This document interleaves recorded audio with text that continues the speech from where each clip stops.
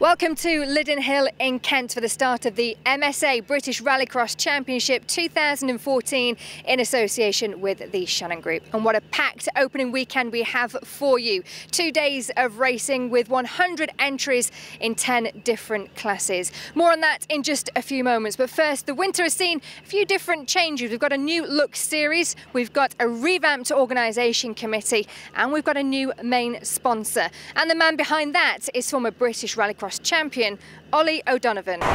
First of all then, Ollie, just explain and tell us a little bit of background about the Shannon Group and who you are and what you do.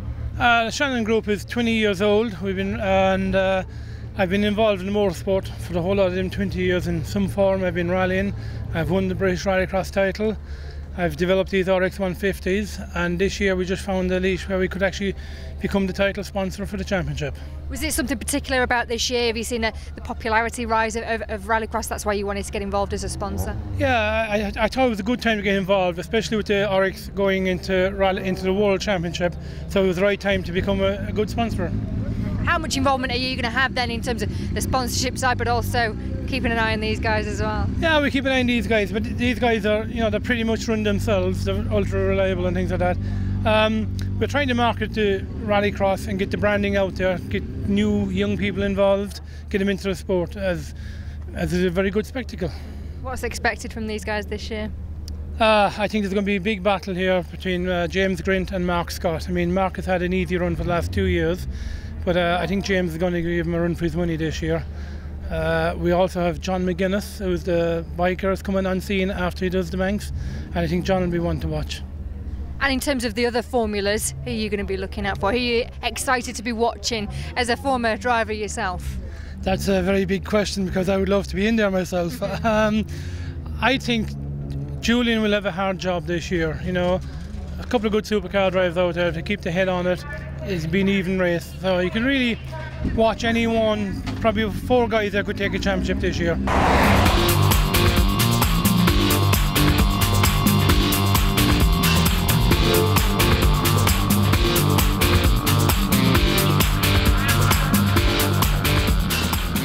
Julian, you come into this then defending champion. Does that put more pressure on you this season? A little bit of pressure, but I want to try and make it 4 in a row. I've done 3 in a row so far, so this year I'm trying to make 4 in a row. And no, I don't really suffer from the pressure side. I'm always very busy at the events, looking after everybody else's car and just jump in it and drive. So it doesn't really bother me, the pressure. What's the winter been like for you then? How much work have you had to do? I haven't done a great deal on the car, apart from a little bit of suspension modifications for the pickup points. I didn't even have time to take the engine out and give the engine a freshen up, so I'll do that later on in the season. So I've done all of last year with no problem, so I'll do the first couple of rounds and then take it out when things are a bit quieter at the workshop, because just very, very busy this year with all the World Championship going on. A lot of engines to do, keep customers happy. So far so good today though, quickest in the time trial there before racing. Yeah, that was good. That's the first bonus point in the bag, and hopefully I can carry on that rest of the day. Kevin, brand new season, fresh start. How much have you been looking forward to getting back out on track? I've been looking forward to it a lot. It's been a very long winter sat at home every weekend thinking, oh, come on. But we're finally here. The new car's not finished, so we've come with our old car and just having a great day. As you say, you've been working on a new Mark 8 Fiesta. When are the fans likely to see you out in that then? We're about 2 or 3 weeks away, so I'd like to... we might be too hopeful to have it at Vulcan's Ward, but it's not far away. Were you hoping to have it here today though? I would have loved to have had it here today, but we're just not close enough, You were a winner at Lydden last season. Is this a circuit you particularly like racing on? Yeah, Lydden's a good circuit. We won here last year, this event, and just want to try and win again, really. For those that aren't familiar with this circuit, is it a technical kind of circuit? What's it like as a driver to race on? It's not really a technical circuit, it's a speed circuit. It's a good circuit. It's a good racer's circuit. It's just flat out, really. No, it's just good to be racing with other cars. Steve, welcome back. Have you missed it? I really have missed it, yeah. It's great to be here. Nice sunny day and good entry and all happening all around. You were last racing in March 2012. Just explain to people what you've been doing the last couple of years. Well, I shut my business down and we had a tough couple of years, so we're now trying to get back into it. That's basically the gist of it. I miss it terribly and want to get back into it. But already you've come up against difficulties today. Just tell us what's happened with the Mitsubishi. That's right. At the moment, I'm not sure I made the right decision, but yeah, we've got an engine issue. It was just sitting here ticking over, minding its own business, and it seems to have jumped. The cam belt seems to have jumped. So we bent all the valves. So they're busy taking the engine out now to see if we can get it fixed. So a lot of work already taking place here in the paddock. Yeah, it's an awful lot of work, and it's not what we wanted, but we wanted a bit of time in the car, so we'll definitely miss today's heat, but hopefully get it ready for tomorrow. What's this year all about for you then, coming back into it? This year's just to get out to prove the car, because we never proved the car. We've got a fantastic car. We built it a couple of years ago, and we had all sorts of transmission issues, which we've resolved, and we really want to get out and prove the car's quick and reliable. Not starting off too well at the minute. And you've got some great competition out there, haven't you, this year? Oh, it's an all, yeah, great competition. They're all quick, so I think the car would have shown well, so we'll have to see tomorrow.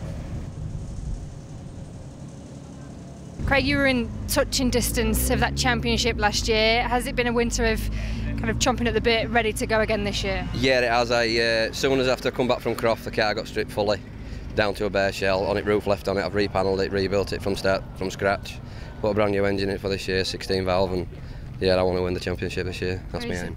You say 16 valve. You worked 2 years off the V8, haven't you? I've been a 1608 valve for the past 3 years racing. Yeah. Why the change this year? They just had a little bit of an edge on me for the past couple of years, so I thought I want to be that edge in front of them, so we can try it.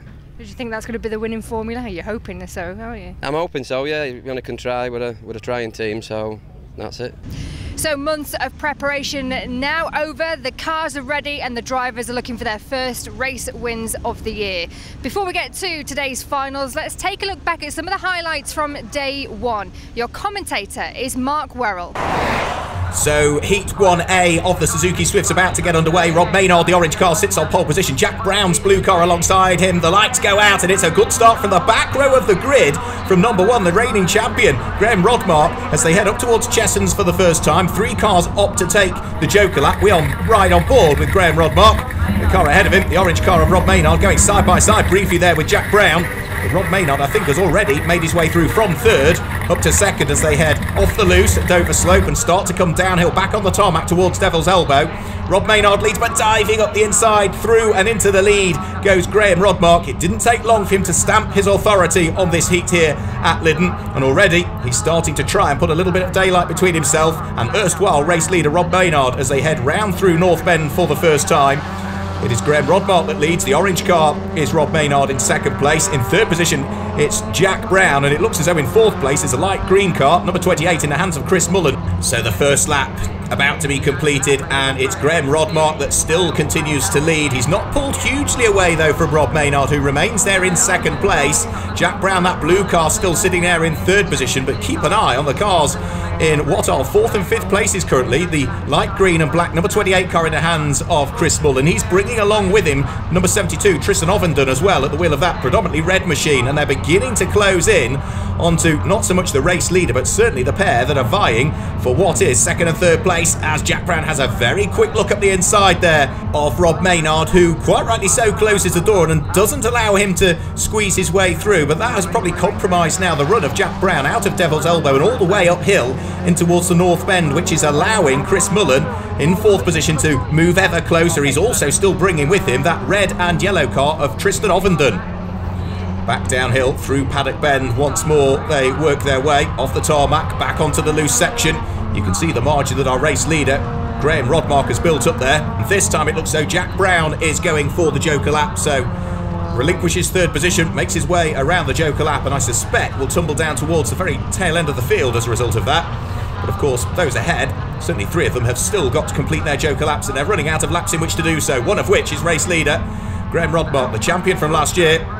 Turns his way out of the Devil's Elbow. There is still Rob Maynard in 2nd place, another driver that is yet to complete his Joker lap, but he's now under pressure from Chris Mullen, who took his Joker lap on the 1st lap of the race. Up towards North Bend they'll go, running a little bit wide is Rob Maynard. It might allow the car of Chris Mullen to try and draw himself alongside as they come down Hairy Hill. They're absolutely side by side, but has he been able to squeeze his way through? Yes, he has. Chris Mullen gains the position. Rob Maynard drops a further place down through the order, and now They're on to their final lap of the race, and of course for Rob Maynard, he is still as yet to take his Joker lap, which he has to do this time through.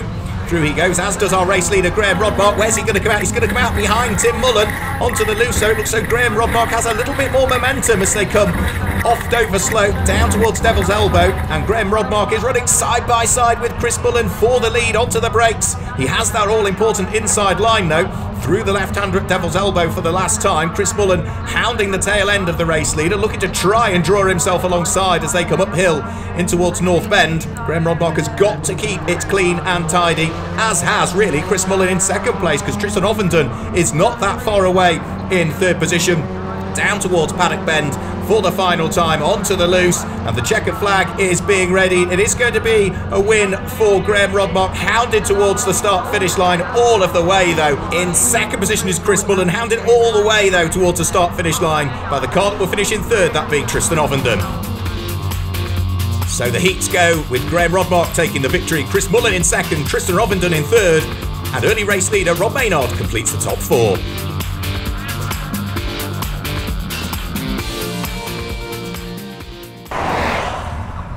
So the first heat for the buggies about to get underway. Richard Moore, number 11, sits on pole position, and the 2 times champion Mark Scott is on the middle of the front row, with the outside of the front row being number 12, Don McLeod. 5-second board is held aloft. The lights come on in a few moments, and when they go out, it's a great start from Mark Scott from the middle of the front row. The champion from last year, but it is going to be Richard Moore that will lead as they head up towards Chesson's Drift for the first time. So Richard Moore in the lead, Mark Scott in second position, and I think it's Don McLeod that's there in third position. All still very, very tight though. Keep an eye also on James Grint, who should be able to thread his way through up from what was the third row of the grid, and something like 6th position he was on the grid. And I suspect he's already beginning to make progress. Round through Devil's Elbow, up towards North Bend for the first time. They come, with Mark Scott already starting to open up a little bit of daylight between himself and Richard Moore, who sits there in second place. And it does look as though James Grint has already made progress and is up to something like 4th position. Onto the brakes, round through Paddock Bend they go. There goes number 5, which is Kevin Feeney. Runs a little bit wide though, going on towards the Canterbury Straight now, back off the loose, back onto the tarmac. Not for long though before they start to turn onto the loose again. Round through Chesson's Drift. You can see just how bumpy this loose section is. Really got to work the cars. Their arms will be twirling, trying to keep the cars in check. And all the time, Mark Scott, the champion, pulling away in the lead of the race. A great battle though, starting to form for what will be 3rd and 4th position. There is number 5, which is Kevin Feeney, and it does look as though it's James Grint that he's doing battle with. Up the hill, onto the brakes, they turn their way in towards the right-hander at North Bend, and as they accelerate their way down the hill once more, onto the brakes and round through Paddock Bend, it looks as though Kevin Feeney has a very good dive up the inside. The door is closed, and Kevin Feeney, is he going to make contact with the tyres? Yes, just the briefest of contact. That's going to bump him down through the order, but we're already on the last lap, and it is Richard Moore who is trying to hang on to what will be second place, but has made a mistake, and that's going to allow James Grint to squeeze his way through. Mark Scott, though, surely destined for victory as he heads down Harry Hill and up towards Paddock Bend for the final time.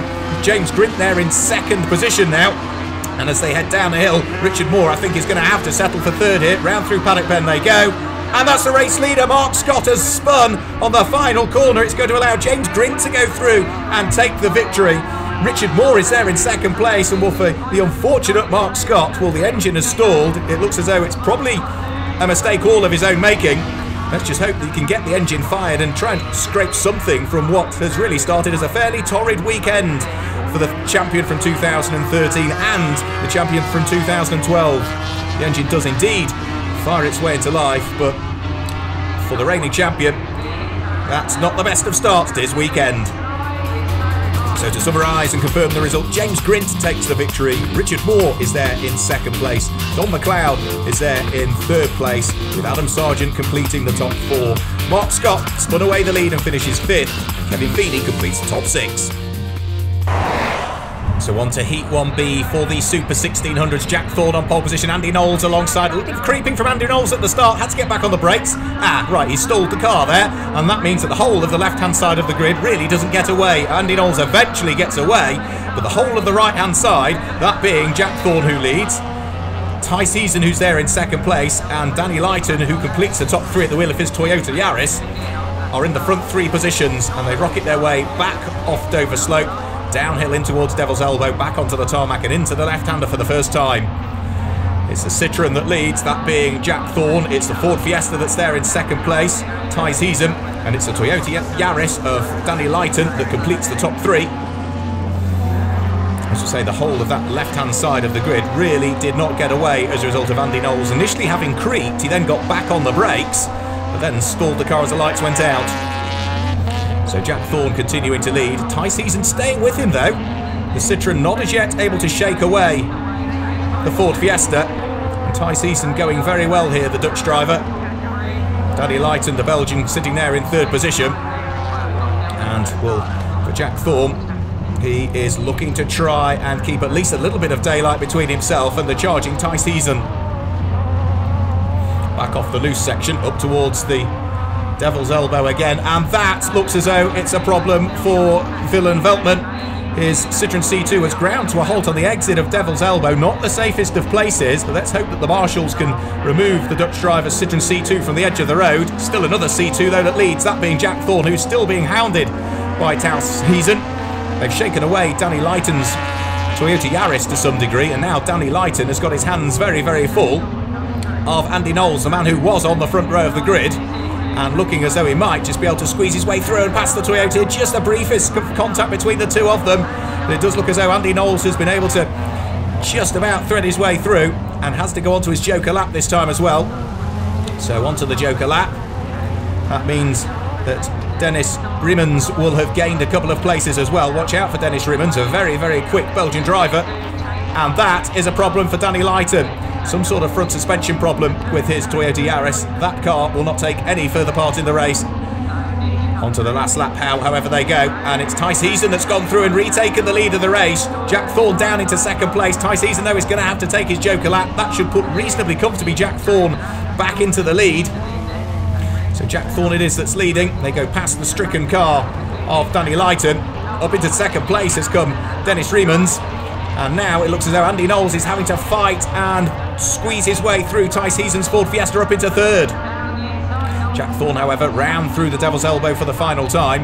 He's got Dennis Riemens starting to close in, but I suspect that the Belgian driver is going to run out of time here because there's only a couple of corners to go out of North Bend, back down Hairy Hill and up towards Paddock Bend for the final time. And as they turn their way now through Paddock Bend, it does look as though Jack Thorne is destined for victory in Heat 1B for the Super 1600 cars. Throws the car through the final left and right flicker. Great fight going on though for what was 3rd and 4th position that is just settled in favour of Andy Knowles. Jack Thorne takes the win. Dennis Riemens is there in second place with Andy Knowles, and Ty Season completing the top 4.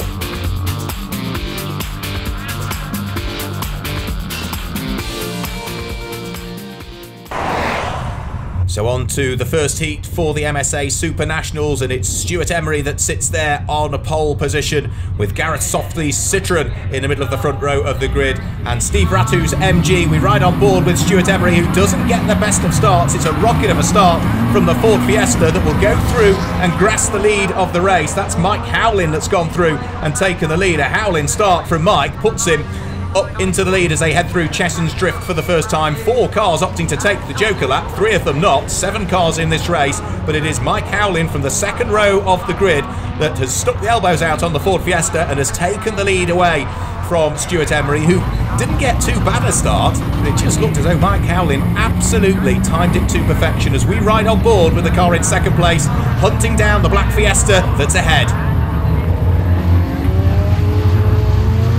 See just how hard Stuart Emery is having to work to try and reel in the Ford Fiesta onto the brakes in towards Paddock Bend, the right-hander for the first time. They head back onto the loose and will then rejoin the Canterbury Straight just for a split second onto the tarmac before they head up towards Chesson's Drift, back onto the loose. Both cars continuing round, neither taking the Joker lap this time through, and Mike Howlin doing a very good job of hanging on to the lead of the race despite the very close attentions of the runner-up in the Super National class from last year, Stuart Emery.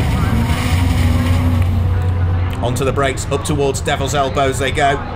Mike Howlin still continuing to lead the race. The Ford Fiesta, Stuart Emery trying to hunt him down in second position, gets very close this time, heading up towards North Bend, but Mike Howlin's got the Ford Fiesta positioned superbly well, so the project manager from Faversham has to settle for second position still at this stage, as they head back down the hill and up towards Paddock Bend to complete yet another lap here, and time is beginning to run out now for Stuart Emery if he wants to try and find his way through. And this time Stuart Emery opting to take the Joker lap. Further down through the order, there's Gareth Softly's Citroen Zara. There is car number 9, the MGZR of Steve Ratu. Both of those squabbling positions further down through the order.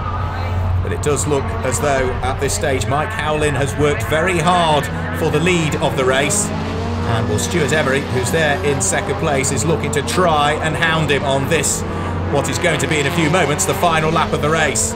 With Mike Howlin still, of course, having to take the Joker lap at some stage. So it should, one would have thought, such has been Stuart Emery's lap this time through, promote him into the lead of the race. Onto the Joker lap goes Mike Howlin. There goes up the inside the Peugeot 206 turbocharged car in the hands of Stuart Emery. This Super National class really does allow the drivers to choose whether they want front or rear wheel drive. No restrictors on the turbos either in this Super National class, and onto the brakes comes our new race leader, Stuart Emery. So the local man, the project manager who started racing, the best part of 15 years ago now in Rallycross, is looking as though he's going to take the first of the heats in the Super National class. And Mike Howlin looking good and destined for second place here. They're on the final lap of the race. As they head back down the hill, it looks as though it's probably Alan Tapscott that's there in third position, but it is going to be a win for the local man. Stuart Emery comes through and takes the victory in the first of the heats, and finishing in second position is going to be Mike Howlin.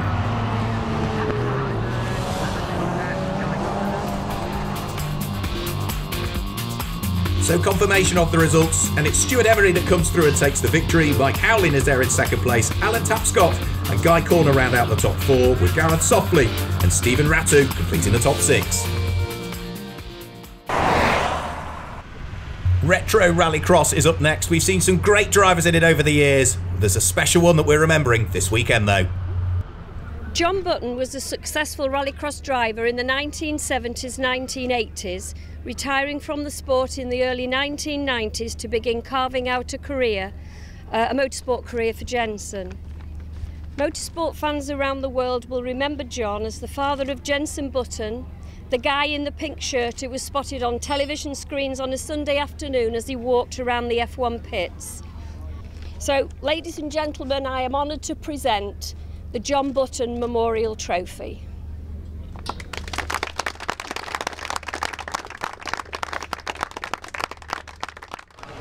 So we move on then with the Retro Rallycross race, and it is Barry Stewart's Porsche that sits there on pole position. Ray Morgan's Ford Escort alongside with the BDA engine powering that one. The red lights come on, and when they go out, it's a good start from Lance Foster's Mini initially, but then of course he gets out-powered by the Porsche and by the Ford Escort of Ray Morgan. So it is going to be Barry Stewart's Porsche that goes through into the lead. Ray Morgan runs a little bit wide though, going round through Cheshens, almost allows Lance Foster at the wheel of the ex-Ian Sandwith Mini to try and wrestle his way through from third up into second. And now going through into the lead of the race is the Escort of Ray Morgan. So as they head down Dover Slope, onto the brakes and in towards the Devil's Elbow for the first time, it is the Ford Escort in the hands of Ray Morgan at leads. Barry Stewart, though, not as yet given up aspirations of retaking the lead of the race as they head onto the brakes and round through North Bend for the first time. Out of the right-hander they'll go, back down the hill. The Ford Escort, number 14, the white car in the hands of Ray Morgan it is that leads, being hounded all of the way, though, by the man from East Sussex, the motor mechanic, who started by cutting his teeth in sprinting and hill climbing in the 1980s. He's been rallycrossing since the mid-90s, though. And he's now got this fabulous Porsche 911 at his disposal. It's only good for second, though, at the moment, because Ray Morgan's still continuing to lead. Barry Stewart there in second place. It looks as though it's Lance Foster who's there in third place, and the Metro 6R4 of Rob Gibson, the yellow car, now starting to make a little bit of progress. In fourth place, should go through to third. He's got the grunt in a straight line, onto the brakes, in towards a left-hander at the Devil's Elbow, up into third for the Metro 6R4, and for Lance Foster in the Mini, it's down into fourth position. What can Rob Gibson now do about trying to reel in the lead pair. Well, he's doing everything about it at the moment. The 4-wheel drive Metro 6R4, Group B rally car, of course, turns its way in towards the right-hander at Paddock Bend and is now starting to reel in Barry Stewart's Porsche. Not getting away either is Ray Morgan at the wheel of that Ford Escort, but they're on to their last lap. Still the Escort that leads, the Porsche's second, the Metro there in third, and the Mini in the hands of Lance Foster that completes the top 4. Ian Biaggi's Mini a little bit further back, and we've also got the Volkswagen Polo of Paul Smith that's circulated towards the tail of this field. And Rob Gibson is going to have a quick look up the inside of Barry Stewart. The door is closed, though. The Porsche, by the skin of its teeth, hangs on to second position and is now looking to try and take the lead of the race. He wants to attack. He's got to defend at exactly the same time. 3 as 1 round through North Bend. The order still remains the same, however, but it's ever closer. Barry Stewart gets a little bit sideways on the accelerator coming out of North Bend. He's managed to gather it up, though, by the time they get down to Hairy Hill, and the order still hasn't changed. Somehow, Ray Morgan is going to claim this victory here. Barry Stewart should surely come through in second place. The checkered flag flies, and it is a win in the first of the retro rallycross races for the Ford Escort of Ray Morgan. The Porsche of Barry Stewart comes through and finishes in second, ahead of Rob Gibson, who's third, and the Mini of Lance Foster, who's fourth.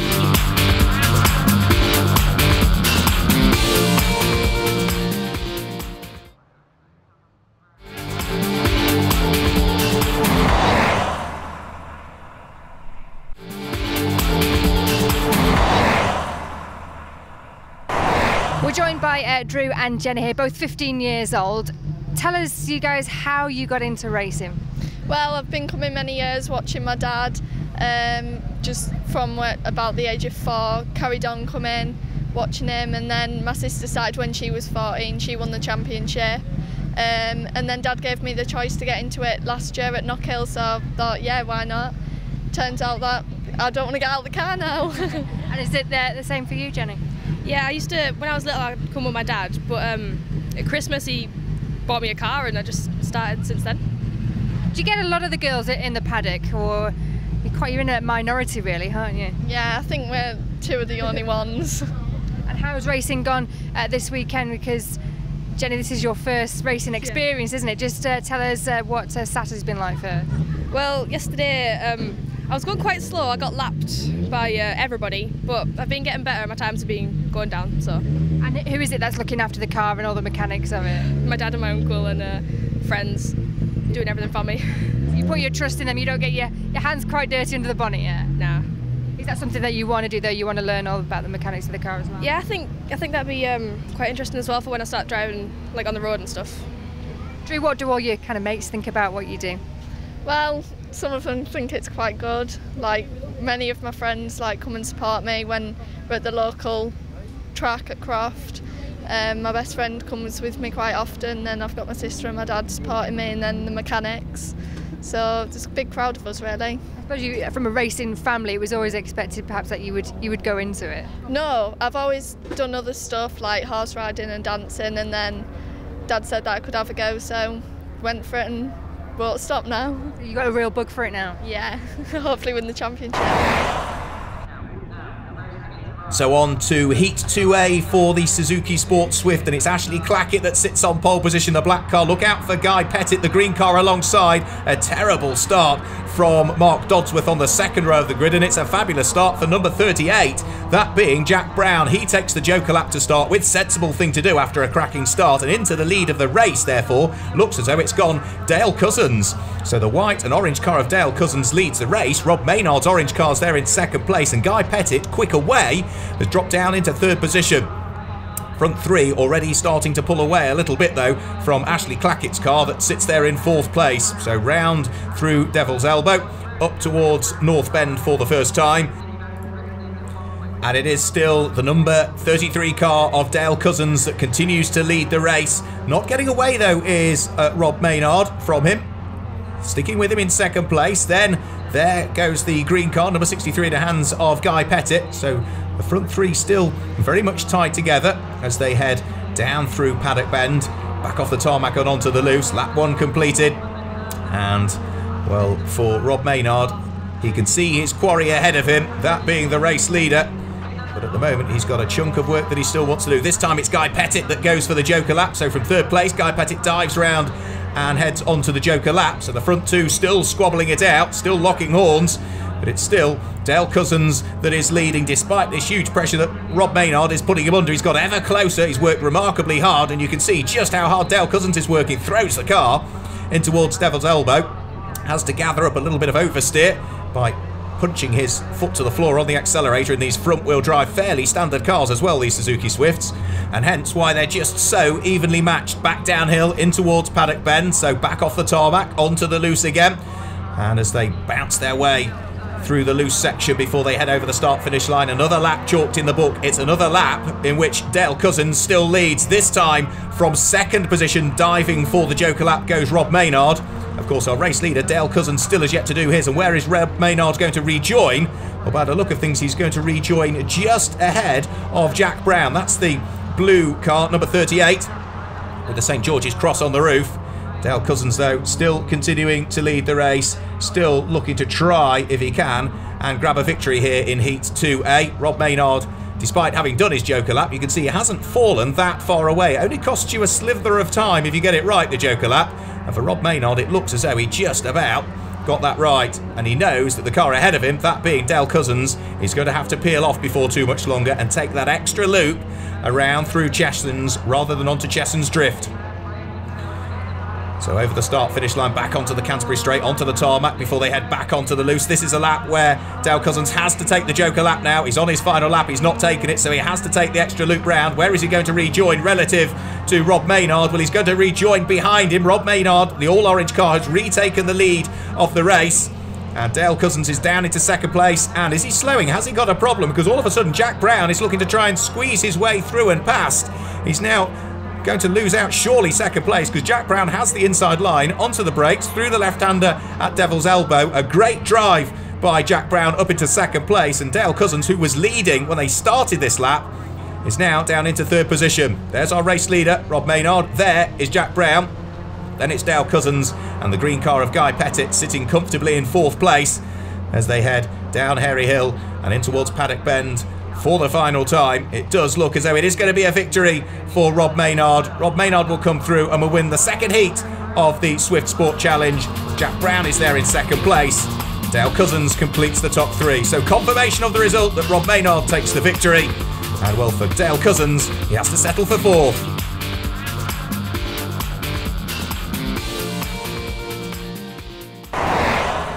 So we move on to Heat 2A for the Super 1600s, and it's Tice Heason's Ford Fiesta that sits there on pole position. Marcel Snoyers alongside at the wheel of the all-yellow Renault Megane, and it's Snoyers that gets the better start and trying to muscle his way through as well and manages to bring the Renault Clio through into second position there. It looks as though that's Dave Van Beers that's gone through into second position, and Tice Heason, who was on pole, is down into third place. Jack Thorpe, sole British driver in this race, opts to take the Joker lap first time out.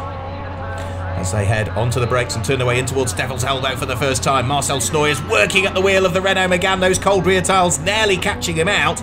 And Dave Van Beers is absolutely breathing down his neck as they head into North Bend. There's contact between the two of them. Dave Van Beers dives up the inside of the Megane, almost barges it out the way, and they're still going to run side by side down into paddock with Marcel Snoyers, two wheels on the grass. There's further contact between the two of them, just bouncing off each other. Not a great deal wrong with that. Tice Heasons, all of a sudden now, has managed to catch these front three over the start-finish line. Lap one is now chalked in the book. This time it's Marcel Snoyers, the Dutch driver, that goes on the Joker lap, which means that Dave Van Beers, the Belgian driver in the Renault Clio, still continues to lead the race. In second position is where we see that Ford Fiesta in the hands of the Dutchman, Tice Heason. And you can see just that little bit further back now, sitting there in third position, just about to come into shot now, is Jack Thorpe, sole British driver that we've got in this field. The Renault Clio still continuing to lead though. Dave Van Beers coming under ever more pressure from a rejuvenated Tice Heason, who really has worked superbly hard over the last couple of laps to try and close the gap down the hill in towards the braking area for Paddock Bend. The two for the lead absolutely locked together, but it's still the Renault that leads. The Ford's there in second place. The Citroen Saxo in third place. Tice Heason makes a mistake though, going round through paddock, drops him away from the leader of the race and drops him into the clutches of the Citroen C2 in the hands of Jack Thorpe. Doesn't exactly make friends with the apex heading round through Cheshure's slope. There's contact between the two of them. Tyce Heason came offline, tried to cut back to close the gap on Jack Thorpe. Jack Thorpe bounced off the tyres. He's now under pressure from Marcel Snoyers and trying to go around the outside of all of them, having just dropped down through the order a little bit, is Dave Van Beers. Dave Van Beers too late on the brakes. The tail end of the Clio breaks away. He tries to gather it up, but he's going to tumble down through the order. Well, this particular heat for the Super 1600s has been absolutely action-packed. We might not have had as large a grid as some of the heats that we've seen, but there's certainly been no doubt we've had action aplenty in this one. And as our race leader turns his way over towards the conclusion of yet another lap, it is Tyce Heason that still continues to lead. He'll have to take his Joker lap this time through. So Tyce Heason in the Fiesta takes the Joker lap, and it's going to mean that Jack Thorpe in the Citroen C2 is surely going to go through and take the lead. Yeah, the shorter loop taken round through Cheshure's drift puts Jack Thorpe into the lead of the race. Tyce Heason there in second place, and Dave Van Beers, it looks as though the Clio is starting to ail. It's got a problem, going very slowly indeed, and surely will be destined for retirement. Also problems for Marcel Snoyer. Looks as though his Renault Megane has cried enough as well on the outside of Devil's Elbow. Well, from all of the action, it really has ended up being a race of attrition, hasn't it? No such problems though for Jack Thorpe, who is charging his way down Hairy Hill in towards Paddock Bend. Just a little bit of bodywork flapping from underneath of the car. That's not hampering his efforts whatsoever. And Jack Thorpe comes through from what was a very, very tight and hard-fought heat to win the second of the heats for the Super 1600s. So confirmation of the results, it's Jack Thorpe that takes the win. Tyce Heason finishes in second place, and will everybody else hit problems.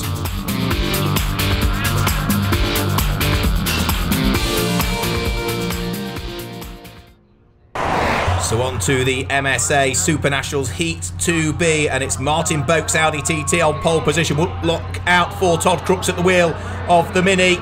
And as the red lights come on and go out very quickly, smoke from the back end of Martin Boak's Audi diesel as it eventually starts to get away. A great start also from the outside of the front row by the Peugeot in the hands of Martin Hawks. Gary Dixon opts at the wheel of his Astra GTE for the Joker lap. He's followed round that Joker lap by Gareth Softly at the wheel of his Citroen Zara. But it is Martin Boak's Audi TT that's in the lead, and Martin Hawks' Peugeot that's there in second place. And it looks as though it's Stephen Ratu's MGZR that completes the top three ahead of Todd Crooks' Mini. He's there in fourth position, and the BMW 3 Series of Vincent Bristow that is vying for what will be fourth position with that Mini as they climb the hill. Through go the lead three. The Mini still going side by side. Todd Crooks side by side with Vincent Bristow, who's made it round the outside and now is looking to try and gain a further place on Stephen Ratu at the wheel of the MGZR. The BMW very quick in a straight line. Hasn't quite got the handling through the corners. See the tail end of the rear wheel drive car trying to step out, but beautifully controlled by Vincent Bristow, who is absolutely on a charge at this stage. Further up through the order, Martin Hawks at the wheel of the Peugeot, I think, made a small mistake there going in towards Cheshure's drift. That might just drop him away yet further from the race leader, and ever more into the clutches of the rest of the Super National competitors. But Martin Boak's Audi TT really has run away and hidden, hasn't it? The rest of the field scrapping for places second right the way down to seventh place, and a further mistake made for Martin Hawks. Surely he is going to lose a position if he makes a further mistake to Vincent Bristow. He dives up the inside heading in towards the North Bend. The BMW goes through ahead of the Peugeot, so up to second for Vincent Bristow, down to third for Martin Hawks, who tries to fight back on the run down Hairy Hill. Wasn't quite able to reassert himself though back into second position. So Audi leads, BMW second, Peugeot third. It looks as though the Vauxhall Astra of Gary Dixon is there in fourth place, as this time Vincent Bristow heads for the Joker lap, sliding the tail end of the BMW. Almost a little bit too much round through the section of the Joker lap. Drops down through the order, will come back out almost level with the MGZR of Stephen Ratu. And all of the time, Martin Boak at the wheel of his Audi TT. And all the time, Martin Boak at the wheel of his Audi TT, not able to see a great deal. He's on his final lap. He's driven faultlessly throughout the course of this heat, and it does look as though the diesel-powered Audi TT of Martin Boak is going to come through and take a victory, a fairly dominant one compared to some of the heats that we've seen. Gary Dixon should come through in second place at the wheel of the Vauxhall Astra, but a great scrap going on for the final podium position, and it does look as though by the skin of his teeth, Martin Hawks will just grasp it from Vincent Bristow. So So Martin Boak it is that takes the win. In second position is where we see the Vauxhall Astra of Gary Dixon, and it's just Martin Hawkes who holds off Vincent Bristow for third. So Supercars on the grid this time, and it's Jochen Koeks that sits there on pole position, the Belgian driver. Kevin Proctor and Steve Harris on the front row of the grid. Jos Janssen and Krzysztof Skorupski on row 2, and it's a great start from Jos Janssen from the second row of the grid. They charge their way up towards Chessens for the first time, but it does look as though it is going to be the Ford Focus of Kevin Proctor that leads as they go round through Chessens Drift for the first time. A couple of cars opting to take the joker lap, one of which is Derek Tewell, former European Rallycross champion, at the wheel of his black DS3. Onto the brakes, you can see these four-wheel drive cars throwing themselves around the circuit with great aplomb, but it is Kevin Proctor that leads the race. Jos Janssen is there in second place, but coming under pressure from Jochen Koeks at the wheel of the Volkswagen Scirocco. Dives up the inside, Jochen Koeks on the way in towards North Bend. However, he can't quite get the line on the way out, and therefore instantly loses the place once more to Jos Janssen. However, Jochen Koeks having another quick look up the inside. Janssen closes the door, so it's two Ford Focus cars that still continue to lead the race. The Volkswagen Scirocco of Jochen Koeks is there in third place. There goes the first of the Citroens we've got in the field, and that is Krzysztof Skorupski, the Polish driver. Jochen Koeks opts for the joker lap this time through, and therefore he will have to work his way back up through the order. Leaps his way back off the dirt and onto the tarmac once more. Kevin Proctor at the wheel of the Focus, still continuing to lead the race. Of course, let's bear in mind, this is his old car. He's got a Mark 8 Fiesta in build at the moment, as we heard from him earlier. Well, he's been fairly impressive in the Focus so far this weekend, being chased by the similar car of Jos Janssen. There is the car of Derek Tewell as he sits there in third position and turns his way in towards Paddock Bend. A couple of laps or so still to go, and well, for Kevin Proctor, he has started to open up a margin between himself and Jos Janssen, who I believe must have gone on the joker lap this time, because all of a sudden he's no longer sitting as close as he was to Kevin Proctor. So Jos Janssen having gone for the joker lap, Kevin Proctor still out front, still has yet to do his joker lap though.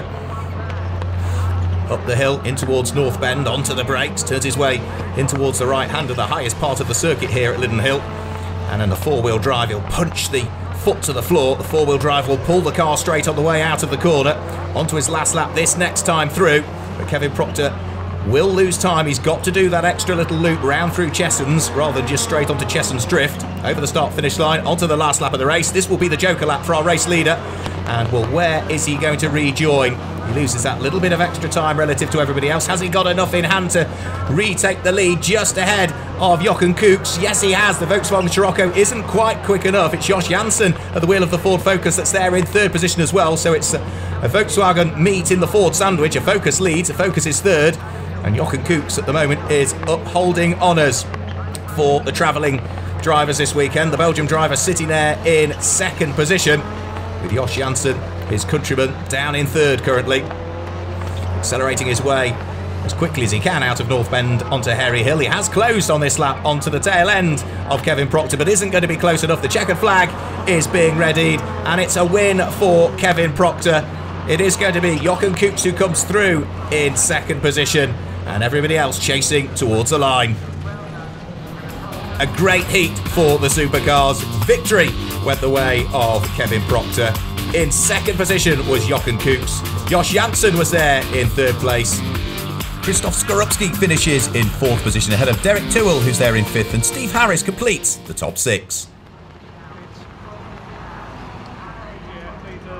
So for the first heat of the Supercars, we can now turn our attentions to the second heat of the Supercars. And this man, the 3 times former champion Julian Godfrey, who we're going to ride on board with, sits on pole position. Cohen Powell sits alongside.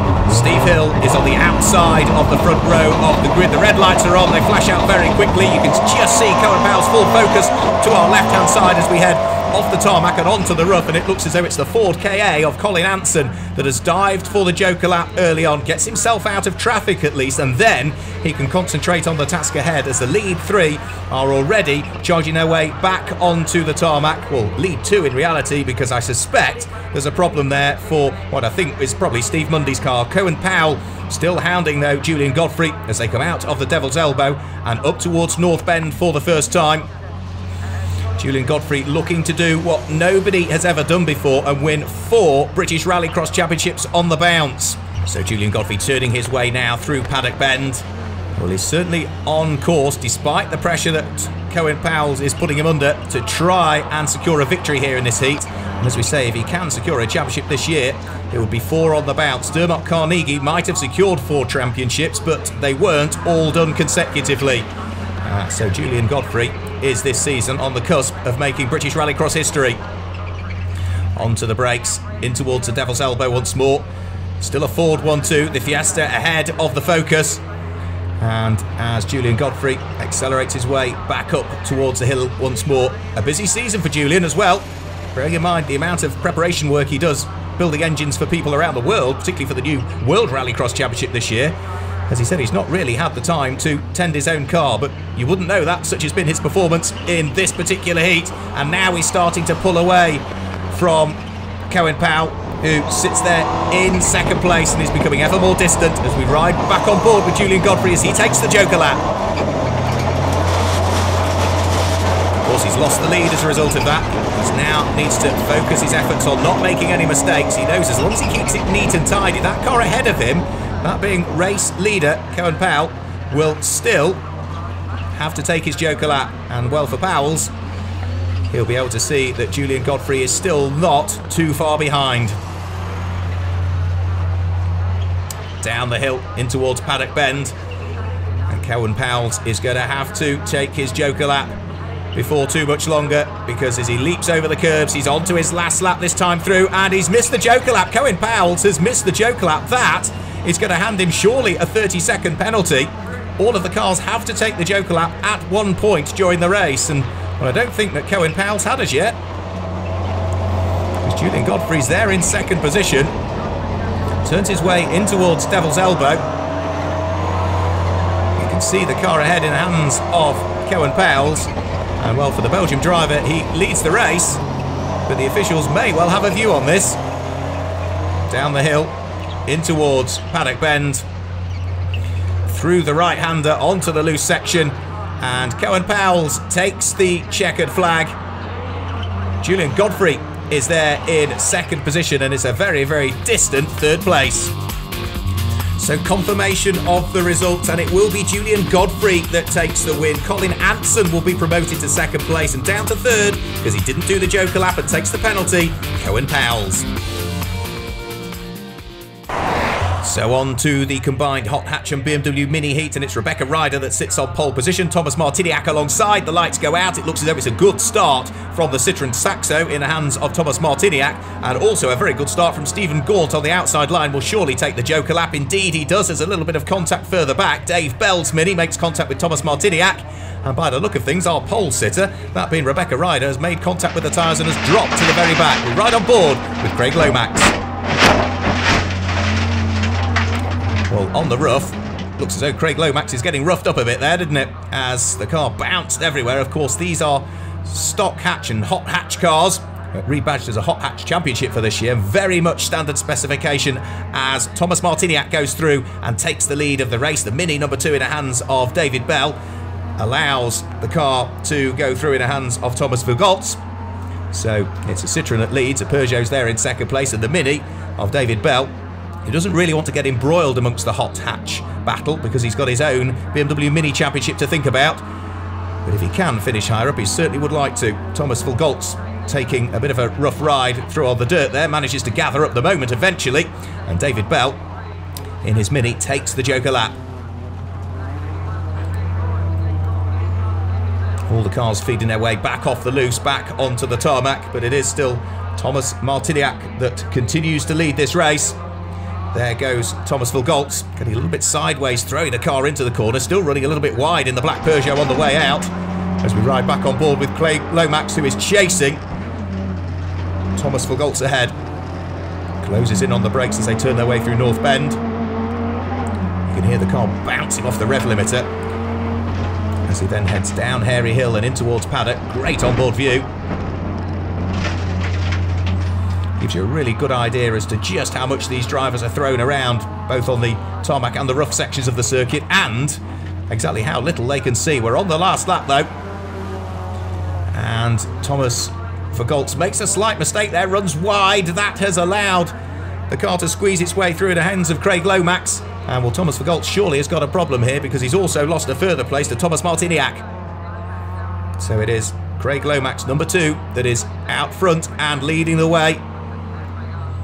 He's got just enough breathing space between himself and Thomas Martiniak, who still resides there in second place. So he doesn't need to overly worry as long as he keeps it neat and tidy through these last couple of corners, as we ride on board with the race leader, Craig Lomax, down the hill in towards the conclusion of the lap through the final right-hander, then the left and right flick where he'll take the checkered flag, and it is going to be a victory despite the loose bonnet for Craig Lomax, who comes through and takes the win. So Craig Lomax it is that takes victory. Thomas Martiniak finishes in second place. David Bell was third, and then it's Stephen Gaunt, Rebecca Ryder and Thomas Vergoltz that ride out the top 6. So on to Heat 2B for the Hot Hatches, and it's Maurice Melberg that sits there on pole position.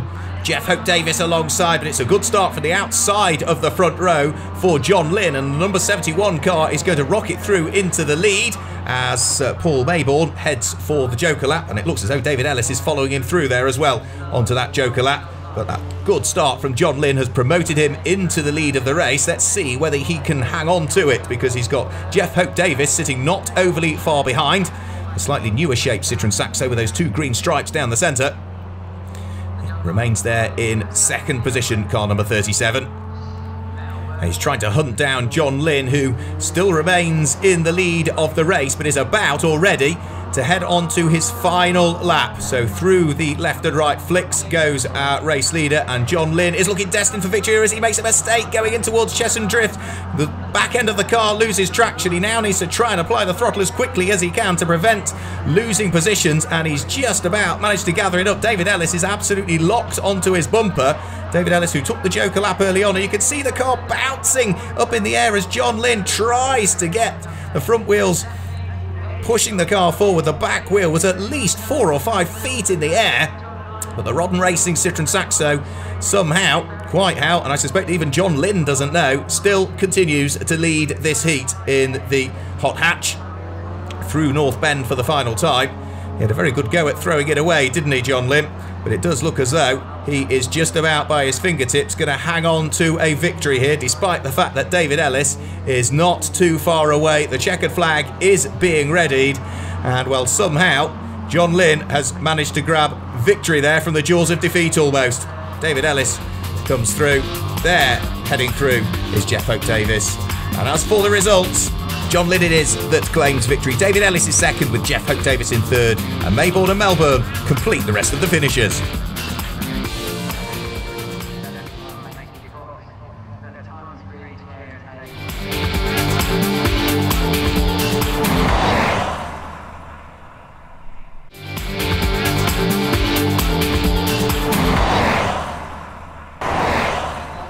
So welcome back to Lydden, and we start with the MSA Juniors Heat 3, and it's Jake Taylor, the red car, that sits there on pole position, Charlie Bean alongside, and as they head up towards Chessons for the first time, it looks so Charlie Bean now on the outside of the front row of the grid will take the Joker lap to start with, and it means that Jake Taylor, the red car, is going side by side with Drew Bellaby.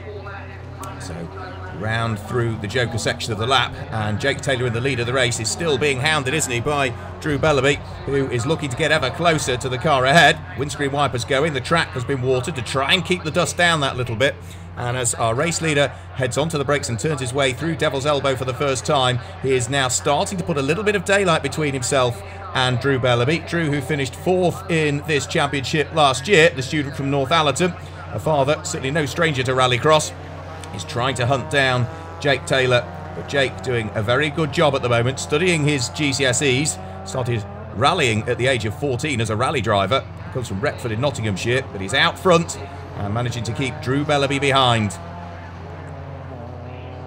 Through Paddock Bend they've already gone, back onto the Canterbury Straight. Drew Bellaby now starting to just get reeled in slightly by the car behind. Charlie Bean and Jenny Hawkes both in very similarly liveried cars, but that does look as though it is the car of Charlie Bean that's there in 3rd position now. And Drew Bellaby Still got to take the Joker lap at this stage. On to the last lap of the race, so Drew Bellaby now dives for the Joker lap. And exactly where will Drew come out? He's going to come out, I suspect, in third position, because already having gone through is both Charlie Bean and Jake Taylor. Drew Bellaby slots back into third position. But Charlie Bean doing everything right here to try and hang on to the lead of the race. Jake Taylor is not going to make it easy, though. However, for the race leader, Charlie Bean, he's got an all-important clear windscreen. You can see the windscreen wipers going on Jake Taylor's car. And it doesn't look as though the man from Retford is going to be able to overhaul Charlie Bean. Onto the brakes, through North Bend. Back down the hill once more. And is this the opportunity that Jake Taylor has been looking for? He got good drive coming out of North Bend. He's hounding the race leader as they head down Hairy Hill in towards paddock for the final time, but it doesn't look as though he's going to be close enough. They head towards the checkered flag, and surely this is going to be a win here. Only just, though. Great racing between these youngsters, but it will be Charlie Bean that just is able to snatch what was a very slender victory indeed. So Charlie Bean it is that takes the win. Jake Taylor there in second place. Drew Bellaby and Jenny Hawkes complete the top four.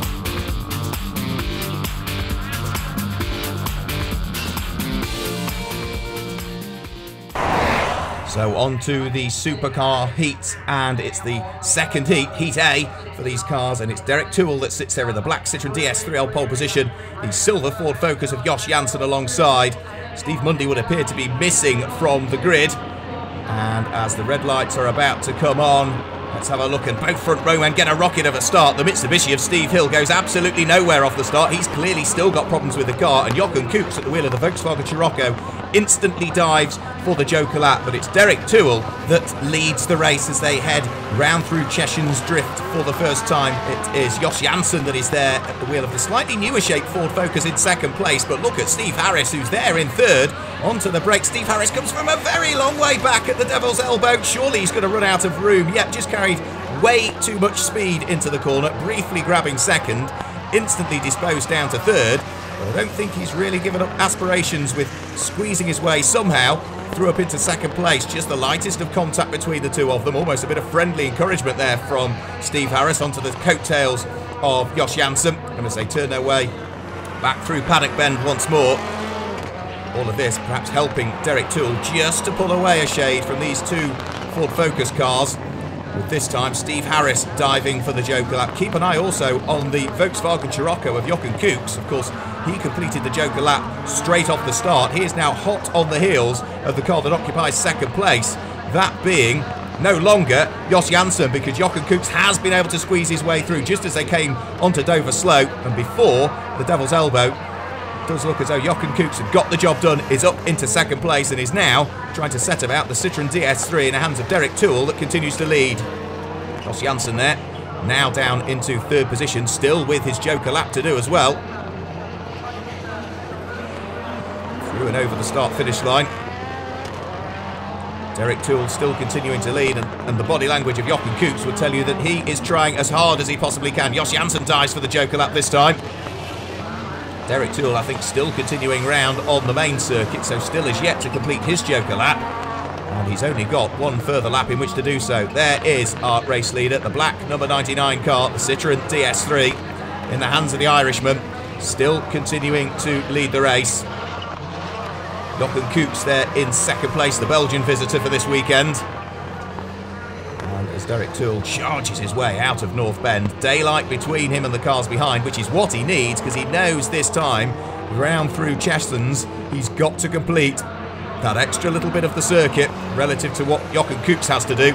He could just stick to the main part of the Rallycross circuit here onto the last lap. So Derek Toole heads for the Joker lap. Jochen Koeks surely should go through and take the lead, one would have thought. They're going to come out almost side by side, but Jochen Koeks has tried to do just about enough. They're still going to run side by side, and Derek Toole has done it. Jochen Koeks has got two wheels on the grass. He just about gathers it up. He's almost pushing the Citroen round through Devil's Elbow. They are absolutely bumper to bumper as they head up in towards North Bend. Derek Toole goes a little bit defensive on the run, unsurprisingly so, in towards North Bend to try and hang on to the lead of the race. Jochen Koeks is throwing caution to the wind and trying everything to wrestle the lead from his grasp. Through Paddock Bend, and Derek Toole, what a heat victory has been. He could not have driven any harder at the wheel of the Citroen. Well done also to Jochen Koeks, who comes through in second position. Third place will go the way of Jos Janssen. So Derek Toole it is that takes the slenderest of victories from Jochen Koeks. Jos Janssen, Steve Hill and Steve Harris complete the rest of the runners.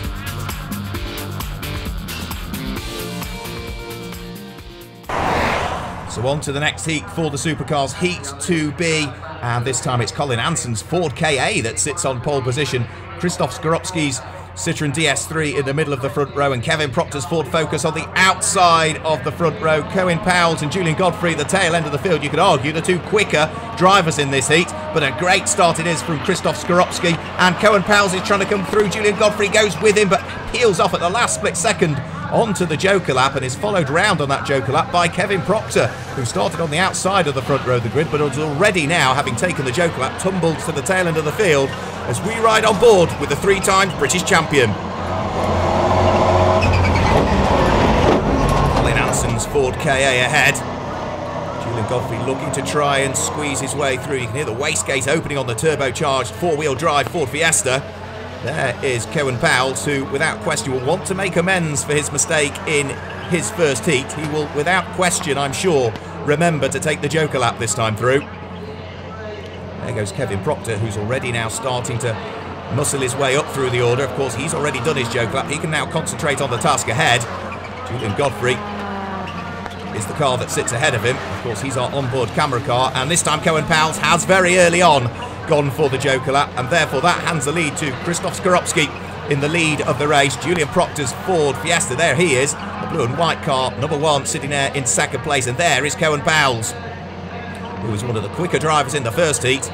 We saw a great battle between himself and Julian Godfrey, but unfortunately for the Belgian, he did not take the Joker lap and therefore was penalised, despite having taken the checkered flag first. Right, back on board once more with Julian Godfrey, looking to try and take a lead in the championship coming into this weekend, because foreign competitors, the likes of Krzysztof Skorupski, Cohen Powell and co, will not be eligible for championship points in the British Championship. Stop though, Julian Godfrey trying to close down the car ahead, that being Krzysztof Skorupski's Citroen DS3. Through the Devil's Elbow as they will start to head up the hill and in towards North Bend.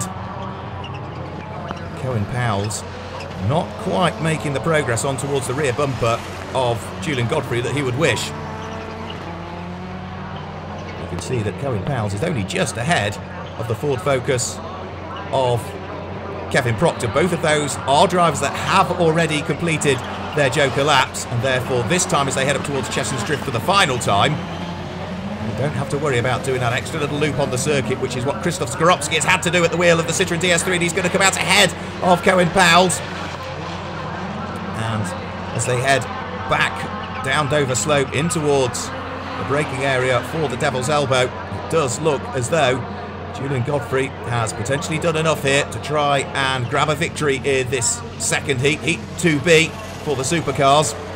Cohen Powell's has yet to taste a victory in a heat. He took the checkered flag first in the first heat, only to fall foul of the officials with an additional time penalty, but Julian Godfrey is going to take the checkered flag in this one. Krzysztof Skorupski comes through and will finish in second position, but all of the top four were very close together indeed. Julian Godfrey takes the win, Krzysztof Skorupski there in second place, Cohen Powell and Kevin Proctor chase them towards the line, and Colin Anson finishes fifth.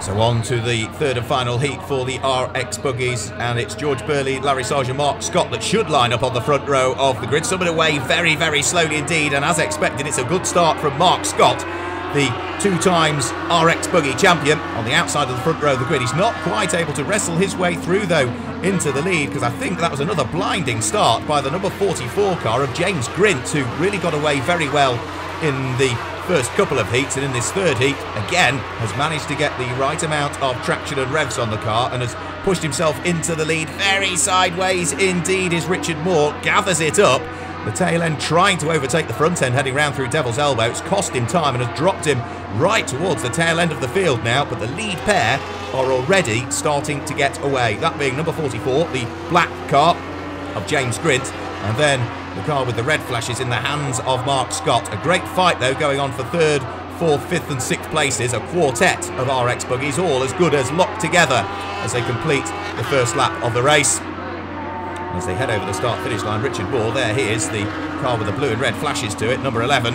We're looking to try and make amends for that problem that befell him at Devil's Elbow on the lap prior. Here's our race leader though, James Grint, being pushed all of the way by number 1 Mark Scott. And he throws the car in towards Devil's Elbow, using all of the curbs on the inside and a little bit more, and that's allowed Mark Scott to gain the momentum as they come up the hill and in towards North Bend. James Grint has the inside line, needs to keep it nice and tidy. Great driving by James Grint. Made the mistake on the corner prior, got away with it though by keeping the car absolutely on the racing line when he got up to North Bend, which meant that Mark Scott, despite his hounding and chasing the race leader, was not able to squeeze his way through. Through the kink they come once more, off the loose, onto the tarmac surface, and it is still James Grint that's hanging on to the lead of the race. Mark Scott almost pushing him as they came in towards Cheshunt's Drift. And now as they accelerate their way onto the Dover slope and back downhill towards the left-hander at the Devil's Elbow once more, James Grint is having to stick his elbows out here. It's the widest RX buggy you'll see at Lydden all weekend.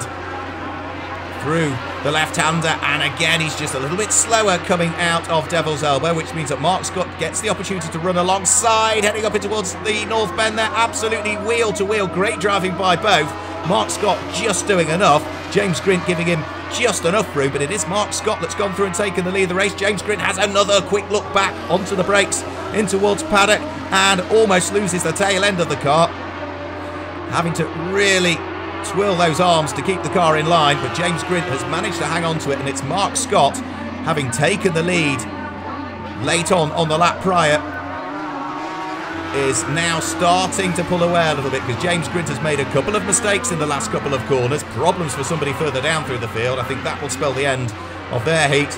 No such problems though for our race leader Mark Scott, because he heads onto the brakes, turns his way through North Bend for the final time, and the 2012 and 2013 champion is set to kick off his 2014 championship season in the best possible fashion here at Lydden Hill. It's going to be another victory in heat number 3 for Mark Scott, not for want of trying from James Grint, who will finish in 2nd place, and a very close battle for 3rd and 4th position as they charge towards the start-finish line, absolutely nose to tail. Confirmation of the result, Mark Scott wins from James Grint, and Kevin Feeney just hung on to 3rd place from Richard Moore.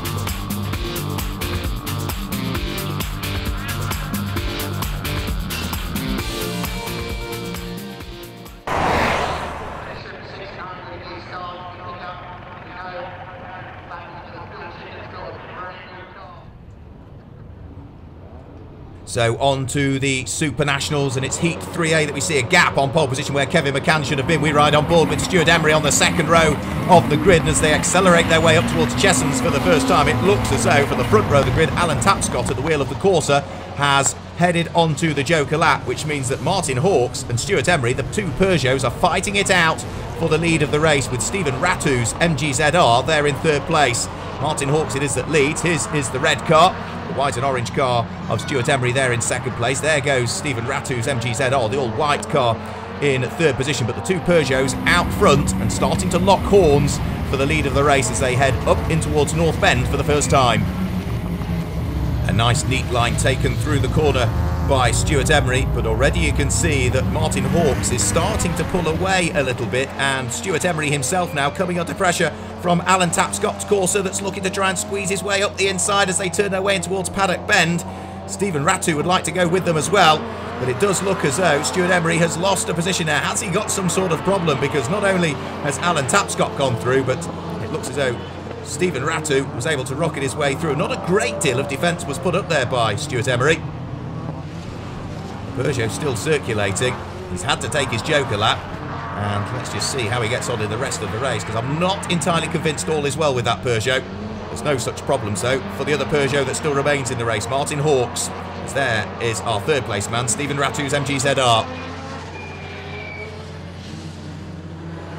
So what can Stephen Ratu do about starting to close in onto the coattails of the Vauxhall Corsa of Alan Tapscott?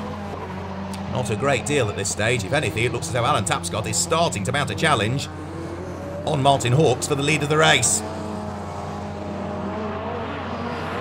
Over the start-finish line they go. Martin Hawks this time is going to have to take the Joker lap, and this might mean that Alan Tapscott is going to come out of Cheshunt's Drift in the lead of the race. In fact, I suspect he may well already have just snuck through. Yeah, indeed he has. You can see that the course has gone through into the lead of the race. The Peugeot now down into second position. We should still have the MGZR, the all-white car, number 9, in the hands of Stephen Ratu there in third place. You can just see him in the distance, and Stuart Emery is still circulating, but that white and orange Peugeot, number 71, getting ever slower. And that, out of the race, is Slavomir Volok's Ford Fiesta, so he'll take no further part in the race. But Alan Tapscott is going to come through and claim a victory here in this heat. And it does look as though Martin Hawks should, and there he goes, hang on to what was a hard-fought second position. We haven't seen a lot of him, but there's Gareth Softley's Citroen Zara. He is going to come through and take the checkered flag as well. So Alan Tapscott it is that takes the win. Martin Hawks is second. Stephen Ratto, Gareth Softley and Stuart Emery are the top 5 drivers.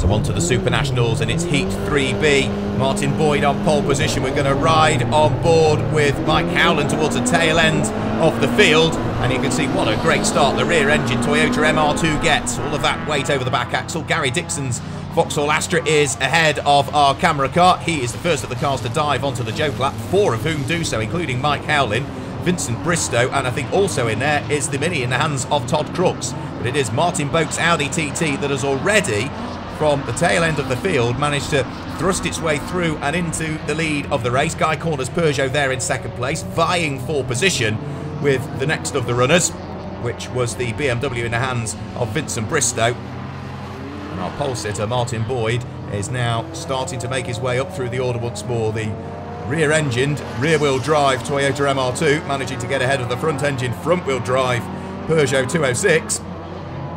That's Guy Corner that had briefly lost the place but has managed to gain it back again, because Martin Boyd there ran wide heading out of Paddock Bend, and that's dropped him back through the order.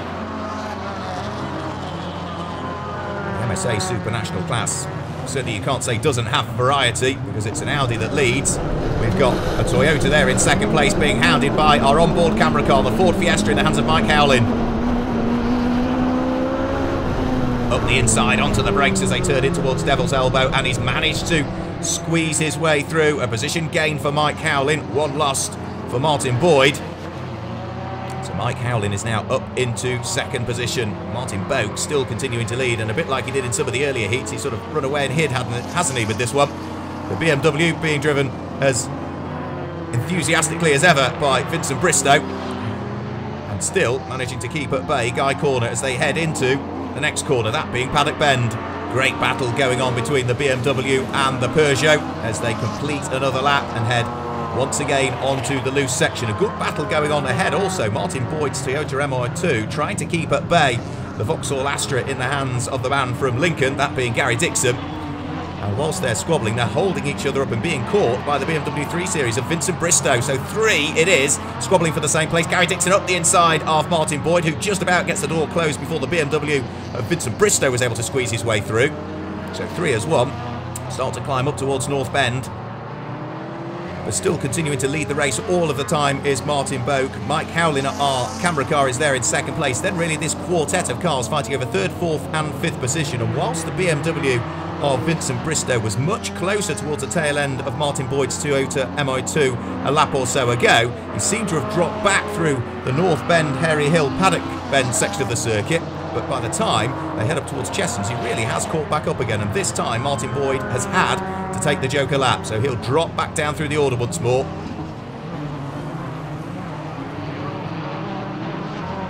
There is our race leader, the diesel-engined Audi TT in the hands of Martin Boak, who's gone very well so far this weekend. Has had so far not a great deal of competition. He seems to have just got to grips with the Lydden circuit this weekend and pulled away from those around. So as he accelerates towards the checkered flag, it's going to be another heat victory for Martin Boak. That sets him up very well indeed for the final. Mike Howlin, our camera car, and now has he got a problem heading towards the checkered flag, because all of a sudden the car has slowed, and Mike Howlin, who surely looked destined for second, has been pipped to it by those ahead. Mike Howlin, I think, is just going to limp the car over the line for a finish and probably retire as soon as he takes the checkered flag. Yep, the car grinds to a halt. And what a shame that is for Mike Howlin. Michael Boat takes the win. Gary Dixon takes the surprise seconds, with Vincent Bistow there in third place. Guy Corners fourth, Malcolm Boyd, Todd Crooks and Mike Howlin complete the rest of the runners.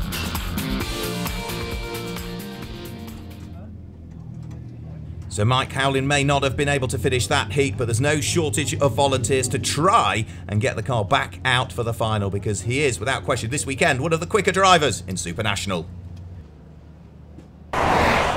So on to Supercars once more. Heat 3B this one is. Steve Harris sits there in the Ford Focus on pole position. Steve Hill, who's had a fairly torrid weekend at the wheel at the Mitsubishi, on the middle of the front row. And it's Julian Godfrey that sits just out of shot on the outside of the front row. As the red lights go on, it's a great start once more from Jochen Koeks. That Volkswagen Scirocco, great off the line, but almost wasn't a gap to propel it into. So it will be Steve Harris that leads as they head round Chessons Drift for the first time. 3 cars opting to take the early Joker lap, that being Julian Godfrey, Steve Hill and also Colin Anson. And a little bit of smoke now starting to come from the tail end of Steve Harris's car. It looks as though it may well just be a little bit of bodywork that's rubbing on the wheel. He runs wide coming out of Devil's Elbow and is starting to come under pressure from Jochen Koeks at the wheel of this very, very quick, very smart looking Volkswagen Scirocco.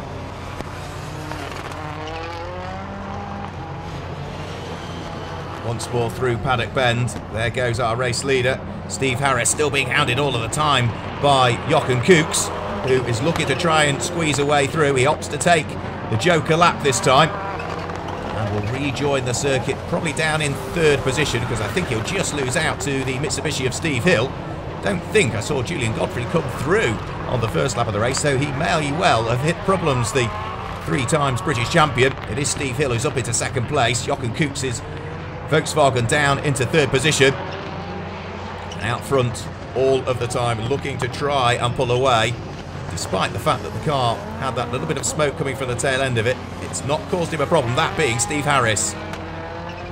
Steve Harris leads. This is the battle for second and third place. Steve Hill, the Mitsubishi. There is our Belgian driver, Jochen Koeks. Very neat line by Jochen Koeks, throwing the car into Paddock Bend and trying to gear up Steve Hill for the overtake here. Nose to tail, they'll head in towards Chessons. A face full of dirt being thrown up by the Mitsubishi. Steve Harris took the Joker lap that time, so now this is in reality the battle for the lead of the race. The Mitsubishi in the hands of Steve Hill. So they had those problems with the engine first thing this morning. The team have worked tirelessly to get the car back out. You can see there is Julian Godfrey's car. He didn't make it round on the first lap of the race. So Steve Hill looking to try and make amends for what has been not the best of weekends for him or the team. And he's certainly having to work hard for it as well, isn't he? Jochen Koeks is there in second place, with the Ford Focus of Steve Harris in third position. This time they will head onto the last lap of the race. And it is still Steve Hill that somehow is managing to keep the Volkswagen behind. I thought he just missed the apex there for a split second. Steve Hill has to be careful so as not to run wide. He can afford to do it out of Dover Slope, heading down towards Devil's Elbow, because he'll still have the inside line. But can he get the job done? No, he can't. Jochen Koeks has been able to squeeze his way through somehow, just as Steve Hill thought that he'd got the race won. Well, Jochen Koeks has been able to pounce and has snatched the lead of the race. Neat and tidily through North Bend goes the Belgian, and accelerates his way down Hairy Hill in towards Paddock Bend. As long as he can just take this last loose section nicely, neatly and tidily, he should be destined for a win in Heat 3B, and he does indeed come through, the Belgian driver, and claim a victory in the third heat for Group B. So Jochen Koeks takes the win. Steve Hill is second, ahead of Steve Harris's Ford Focus that was third, and Colin Anson's Ford KA was fourth.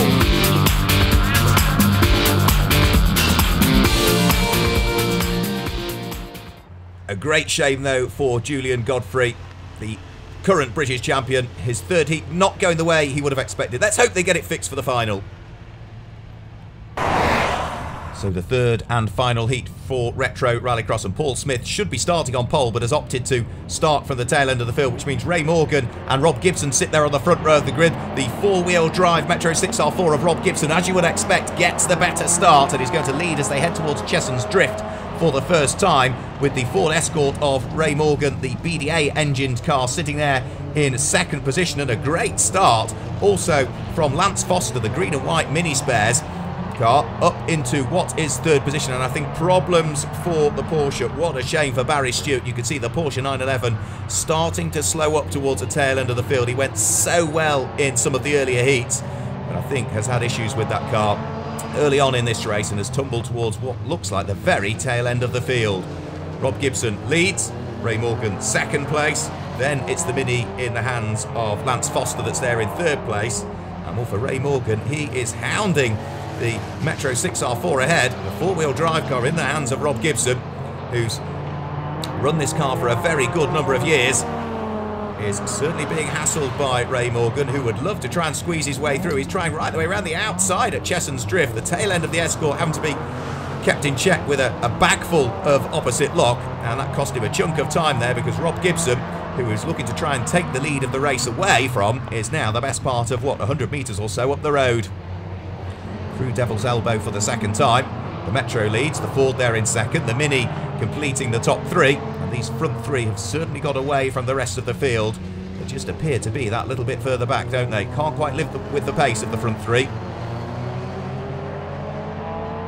Down Hairy Hill, in towards the right-hander at Paddock Bend.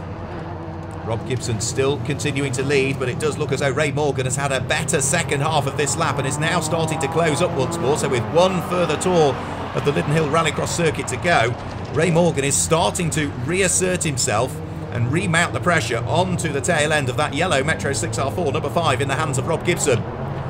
Through Cheshune's Drift, onto Dover Slope. And it does seem as though it's this first section of the circuit where the Metro 6R4 has the advantage. It's the latter section of it where the pendulum swings back in favour of the Ford Escort BDE. You can see the white Mini that's pulled off to the side there. That's Ian Biaggi, the second of the two Minis we had in the Retro Rallycross field this weekend.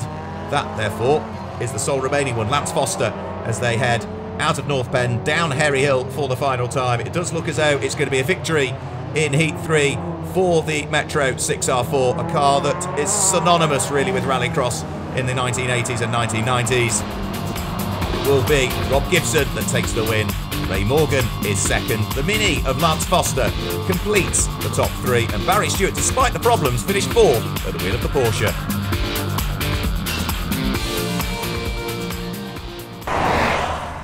So on to the third and final heat for the hot hatches, and it's the number 17 car of David Ellis that will sit there on the pole position.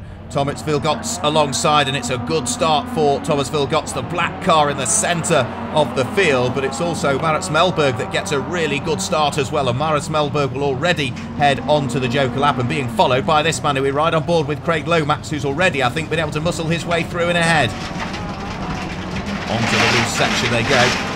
All of these cars very, very much basic specification. They are allowed to upgrade the suspension, the springs and dampers, but other than that, gearboxes, engines, everything else have to remain as good as standard. And some very close racing they make indeed. Here is David Ellis under pressure from number 37, which is Jeff Hope Davis, looking to try and muscle his way through and past if he can. And as they head downhill, we can see already Thomas Vilgots is starting to just get away in the lead of the race. The black number 66 car ahead of this little trio now that are just heading round towards the completion of the first lap. Keep your eye on that blue car, that being Craig Lomax, who is getting very close indeed and should go through now. Craig Lomax heads around the circuit as off onto the Joker lap goes Jeff Hope Davis. Craig Lomax, surely the man from Pontefract, chasing the championship this year. He was runner-up last year, the plumber from Yorkshire. Got his sights firmly set on the race leader ahead. Onto the brakes he goes. There is the black and pink car in the hands of David Ellis. And then it's number 81 is the next of those through, that being Maurits Melberg. Up the hill in towards North Bend, trying to hunt down that black and pink car of David Ellis, working very hard at the wheel to do so. And also bringing with him Jeff Hope Davis, number 37. So it's a three-car battle towards the tail end of the field. As they head over the start-finish, I can see loose bonnet again for Craig Lomax. Had that in one of the earlier heats as well, I believe. But it's not hampering his progress. He really is starting to reel in. Thomas Vilgots now in the lead of the race. And starting to have a little bit of pressure asserted on his Peugeot. Two similar looking cars, but it's a Peugeot that leads. It's the Citroën Saxo of Craig Lomax that's there in second position and starting to erode the race leading margin, whilst already Craig Lomax having completed his Joker lap, whereas the race leader has still as yet got to do the extra loop up at Chessons. Through Paddock Bend once more. There goes the race leader, there goes the flapping bonneted Craig Lomax in second place, with an ever eroding margin between first and second place, and this time our race leader will have to take the Joker lap, which should put Craig Lomax into the lead. So there goes Thomas Vilgotz round the Joker lap. Craig Lomax already through and past. Vilgotzo should come back out in second place. Craig Lomax has now got a very, very comfortable lead as he heads up towards the Devil's Elbow for the final time. Front bumperless there in one of the places towards the middle of the field is where we see Maras Melberg. Craig Lomax has done everything right in this heat. He should go through and take the victory. Maras Melberg, I think, is there in third position currently. He's managed to get himself ahead of number 17, that being David Ellis. But here comes our race leader through Paddock Bend for the final time. Just the kink to take before he crosses the start-finish line and takes the checkered flag, and Craig Lomax looks chuffed with that one, doesn't he? Punches the air with delight, and the runner-up in last year's championship has not really put a foot wrong so far this weekend here in Kent. So Craig Lomax takes the win, Thomas Vilgotz finishes in second place, and Maras Melberg does complete the top three. Jeff Hope Davis and David Ellis were fourth and fifth. So with no time to run the Hot Hatch final here at Lydden, Craig Lomax will lead Kent, leading the championship on 22 points. In second place on 17 is Thomas Marciniak, and Thomas Vilgotz is third on 15, but there's still a very long way to go in the 2014 championship. Craig, congratulations, all the hard work paid off this weekend. Yeah, thank you very much. Yeah, it's all paid off very well for me. FTD, fastest time at day, and pole for A final. Unlucky I didn't get a drive in the final, but I took maximum points anyway and come away with what I wanted to do. I say it was unfortunate you couldn't get to that final, but it's important how much the hard work beforehand. Yeah, I proved that my car were very fast on track by setting the fastest time. It put me well up the lead with the Hot Hatch class anyway, but it put me with some good times with the rest of the British cars as well, so it's I'm pleased with what I've created over the winter. So is confidence going into the next round then? Confident all the way, yeah. Just a little bit of work to do, but we'll be okay, yeah. Well done.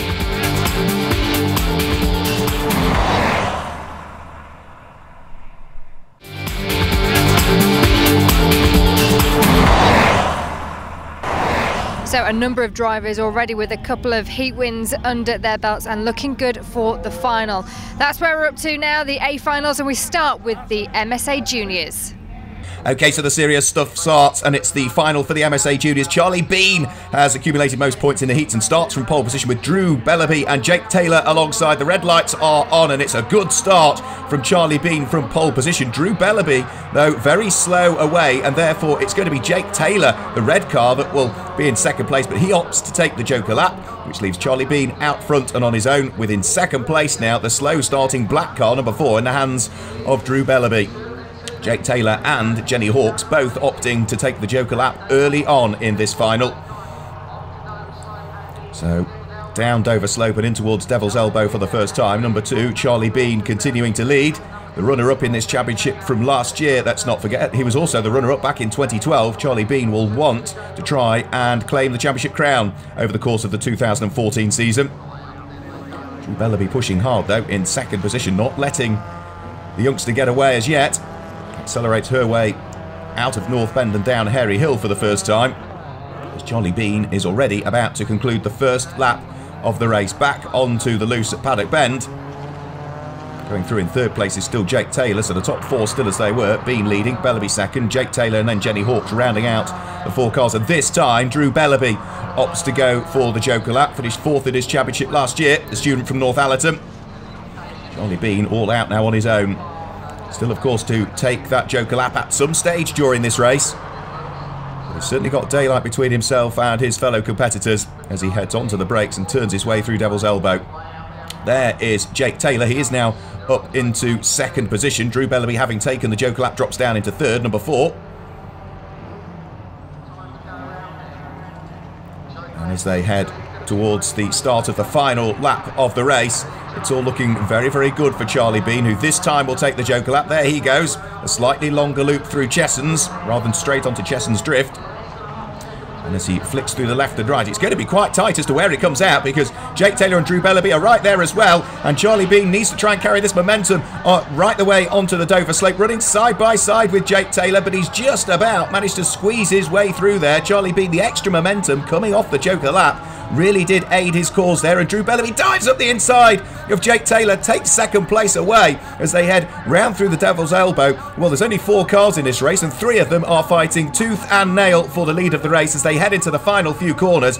But it is Charlie Bean that leads. Drew Bellaby there in second place. Jake Taylor is there in the red car in third position out of North Bend. They charge their way back down Hairy Hill in towards Paddock, and it does look as though Charlie Bean has just about done enough here. The checkered flag is ready, and as Charlie Bean turns his way out of Paddock Bend, he's still being pushed by Drew Bellaby all of the way to the checkered flag. But by the slimmest of margins, it is Charlie Bean that takes the win. Jake Taylor is second, Drew Bellaby was there in third, and Jenny Hawkes a little way off those front 3 in fourth. So great racing from the MSA Juniors, and in terms of the championship points, well, Charlie Bean leads the championship on 21 points. Drew Bellaby is second on 17 ahead of Jake Taylor and Jenny Hawkes on 15 and 13 points respectively. Natalie has caught up with our winner. Natalie, congratulations. That was a very close last lap in the final, because you left the Joker right till the last minute, didn't you? Well, it was a tactic, but it didn't exactly pay off, but we still came away with a win, which I can't fault. So, but massive thanks to everybody who's helped. Liberty Cleaning Services helped with the sponsorship. Fantastic new livery on the car. Can't fault the guy who's done that. So happy. First time leading the championship in my career, so happy with that event. So the RX buggy final lines up on the grid. Mark Scott in the red car on the left-hand side of your screen. James Grint, the very fast starter, in the middle of the front row. The lights go out and it looks as though it's Mark Scott that gets the better start initially, but then James Grint is there, and keep an eye on Richard Moore. He's on the outside line heading into the first corner and drops from third down into fourth position, but it's the black car of James Grint that leads. The red car with the subtle blue flashes on it of the champion Mark Scott. Champion from last year, champion from the year before. He's had to settle for second in this race, and already he's looking to try and hang on to the race leader. James Grint takes that very strange line heading in towards Devil's Elbow, again using all of the curbs on the way in, compromises his exit speed though, and Mark Scott's got the inside line as they head up in towards North Bend. Mark Scott goes through and takes the lead of the race. Later on the brakes, had the inside line and was very able and comfortable, just managing to wiggle his way through and up the inside as they turn through North Bend. They're already though threading their way round through Paddock. There go the front 2. It is still the car that leads in the hands of Mark Scott. James Grint pushing him hard, and I think it's Kevin Feeney. In fact, if anything, James Grint overdriving the car, leaping across the curbs, 2 wheels on the grass, was able to gather up the moment as they head onto the loose at Cheshunt's Drift. And it does look as though that car in third place is now beginning to close in on those ahead. Certainly looks as though it's Kevin Feeney's car. The blue flashes towards the tail end of it as James Grint again getting a little bit sideways on the brakes, turning his way in towards Devil's Elbow, but Mark Scott in the lead of the race runs a little bit wide coming out of the corner. That allows Grint to close again as they head up into North Bend, and Mark Scott makes another mistake at North Bend. Didn't quite make friends with the apex. He's just about got away with that one though, but the 2 for the lead absolutely nose to tail as they head round through Paddock Bend. The red car in the hands of Mark Scott, the black car in the hands of James Grint are pushing each other along here. So back over the start-finish line, another lap chalked into the book, and pushing very hard for the lead of the race is still James Grint. These open front wheels, you can see just how much steering input is being put in and how hard the drivers are working to try and keep that tail end in check in these rear-wheel drive cars. Up towards Devil's Elbow, through the left-hander once more, and this time it looks as though Mark Scott is a little bit neater through the Devil's Elbow, which has allowed a bit more daylight to open up between himself and the black car behind in the hands of James Grint, both of whom have had a very solid weekend here at Lydden Hill. There goes through the battle for third and fourth position. Without question, sitting there in fourth place is Richard Moore. The car that's ahead of him would appear to be Kevin Feeney. And here come our race leaders once more through that little left-right kink that brings them briefly onto the Canterbury Straight before they head onto Cheshunt's Drift. Mark Scott is looking to try and make this 3 championships on the bounce if he can. He's doing everything right so far this weekend.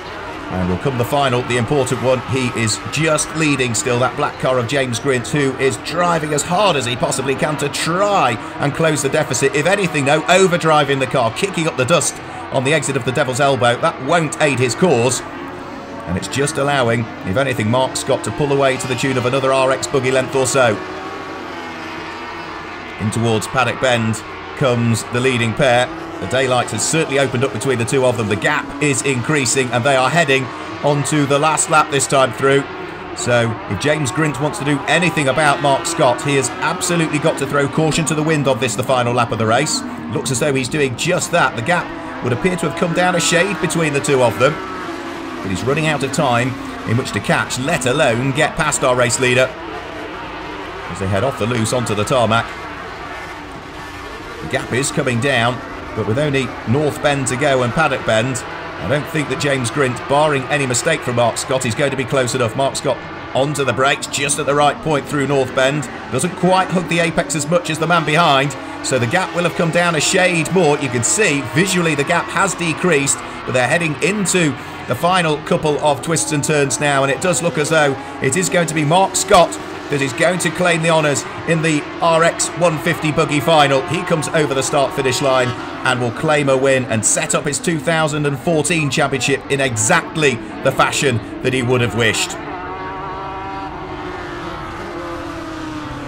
So Mark Scott it is that claims the win, chased all of the way by James Grint, who finishes in second. Kevin Feeney was third, just ahead of Richard Moore, Adam Sargent and Tom McLeod. Of course, with the final having taken place here at Lydden Hill, it means that Mark Scott will leave Kent leading the championship on 22 points from James Grint, who's there in second place on 17. And in third position with 15 points is Kevin Feeney.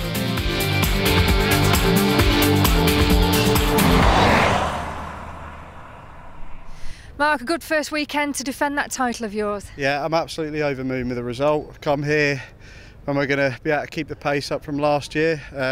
Had a good couple of heats and stuck it on pole for the final and went on to win. So overall, very happy with the weekend. I was going to say, what do you kind of take from this weekend then into the next round? Is there any more work to be done? Are you pretty happy with everything? I've got a man called James Grint that's going to be chasing my tail all year, I think. But no, it's great for the sport and great for our category. So I'm very pleased. You think James is going to be the main competition?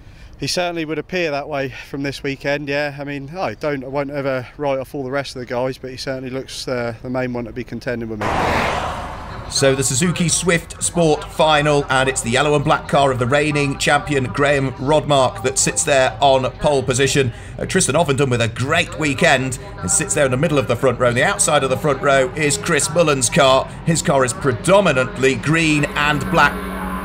The red lights are on, and it's a good start from Tristan Ovenden from the middle of the field, but it looks as though Graham Rodmark is just about going to get his nose ahead as peeling off goes the car in third position, Tim Mullen, and he's followed onto the Joker lap by the car that won the B final, that being the yellow car, number 99, in the hands of Danny Way. So they will tumble towards the tail end of the field, having done the Joker lap early. Also looks as though Tristan Ovenden is now under pressure for second place and trying to squeeze his way through, and just about managing to do so is Rob Maynard. However, Tristan Ovenden sticks his elbows out, hangs onto the position, so the orange car of Rob Maynard still remains there in third position. And it is still Graham Rodmark that will lead as they head up into North Bend for the first time.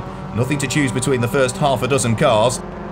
There going through is number 76, Rob Maynard. It looks as though Jack Brown, the blue car, is there in what will be fourth position, just ahead of the white and orange car of Dale Cousins, who sits there in fifth place. And in sixth position, it must be Richard Dolan, the black car with the red bonnet, that sits there in sixth position as they all feed their way over the start-finish line. And Jack Brown has gone for the Joker lap, I think, this time. Yep, there he goes.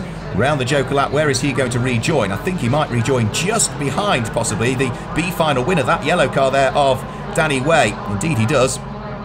So Jack Brown having taken the Joker lap, and now Graham Rodmark, our race leader, is very much under pressure from Tristan Ovenden. Tristan using all of the curbs as he exited Devil's Elbow and starting to close in and reel in the race leader. 2 as 1 turn their way out of North Bend.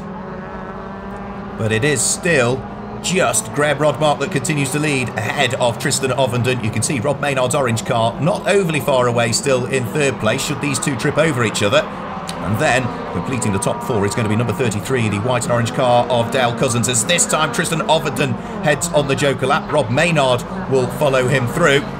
Let's have a quick look and see where Tristan Overton's going to come out. He should come back out in second place, just ahead of that white and orange car in the hands of Dale Cousins. Indeed, he does.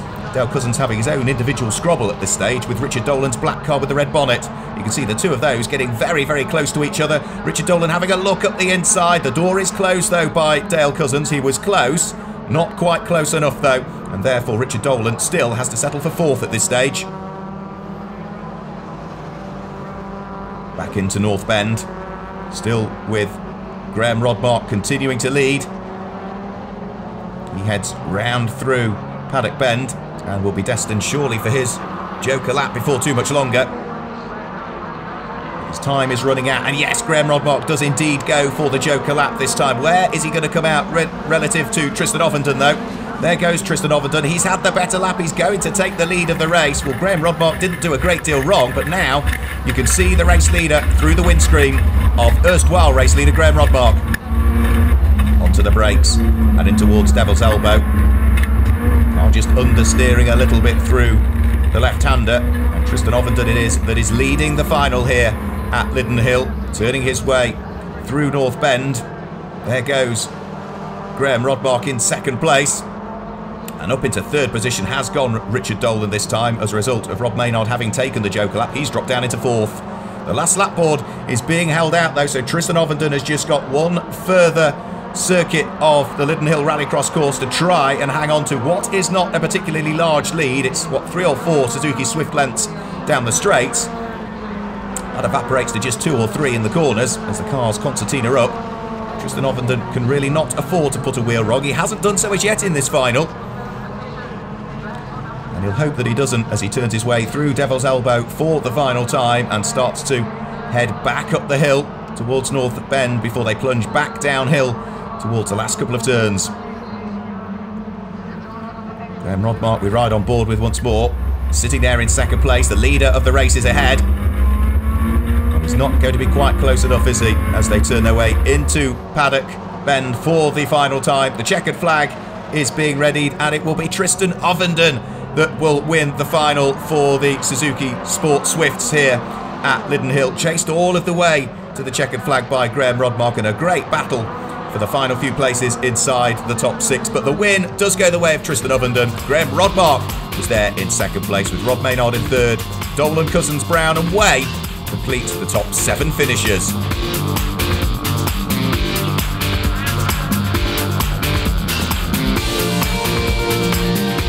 So with that win in the final, Tristan Overton leads the championship on 20 points with Graham Rodmark on 18 in second place and Rob Maynard on 15 points in third. Richard Dolan has 13, Dale Cousins has 12. Well, Graham's been the one to beat all this weekend, hasn't he? But you timed that Joker perfectly in the final. Yeah, I did. He has been the fastest guy, really, and last year as well. I was second to him in the championship, and he is the man to beat, so I'm extremely pleased. Well, as you said, there were some good battles between you two last year. Can we expect that again this year? Yeah, I think so. I think the whole year will be the same. There's Chris as well. I think he has had a bad weekend, but he'll be in it as well. But the three of us, I think, will be expecting it to be very tight. As you say, you must be delighted then to pick up the first trophy of the year. I really am. It's my home race. I only live 5 minutes down the road, so I'm absolutely over the moon, yeah. So on to the final for the Super 1600s, and it's Dennis Remmens that sits there on pole position at the wheel of that black and red Ford Fiesta.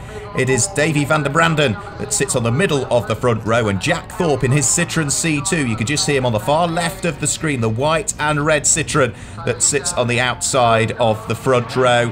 We're about to get the final underway, and as the revs begin to rise, the lights come on and go out, and it's a good start from pole position, but it's a rocket of a start for Jack Thorpe. It's all getting very tight as they charge their way up towards Chessons for the first time, and sensibly so, half of the field opt to take the Joker lap, but a very, very sideways and a spin for Marcel Snoyers at the wheel of the Renault Megane drops him to the very tail end of the field. It all got very tight, didn't it, heading on to the Joker lap? No such problems, though, for Dennis Remmens, who leads the race, and Tice Heason at the wheel of his slightly newer Ford Fiesta. The white, yellow and black car is now up into second position.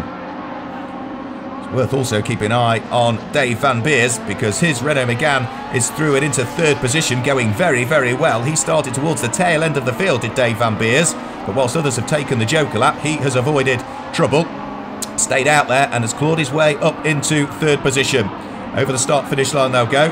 Remens leads, Ty Season's there in second place, Dave Van Beers is there in third position. And this time it is going to be Dennis Remens that heads onto the Joker lap. He carves his way round through the slightly extended section of the circuit and will come out still in third position. Lost the lead, dropped down to third. He's got Jack Thorpe behind him at the wheel of the Citroen. There goes Jack Thorpe.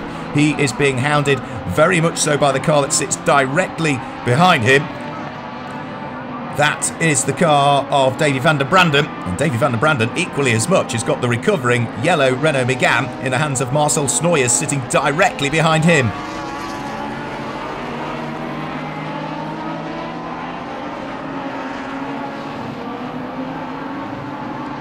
Jack Thorpe looking as though he might have run a little bit wide there, as Ty Season continues to lead the race. There goes Dave Van Beers at the wheel of his Renault Clio. He is heading on to the Joker lap this time through. That will promote Dennis Remens back up into second position, and Dave Van Beers is going to come out slap bang in the middle of that trio, making it a quartet now.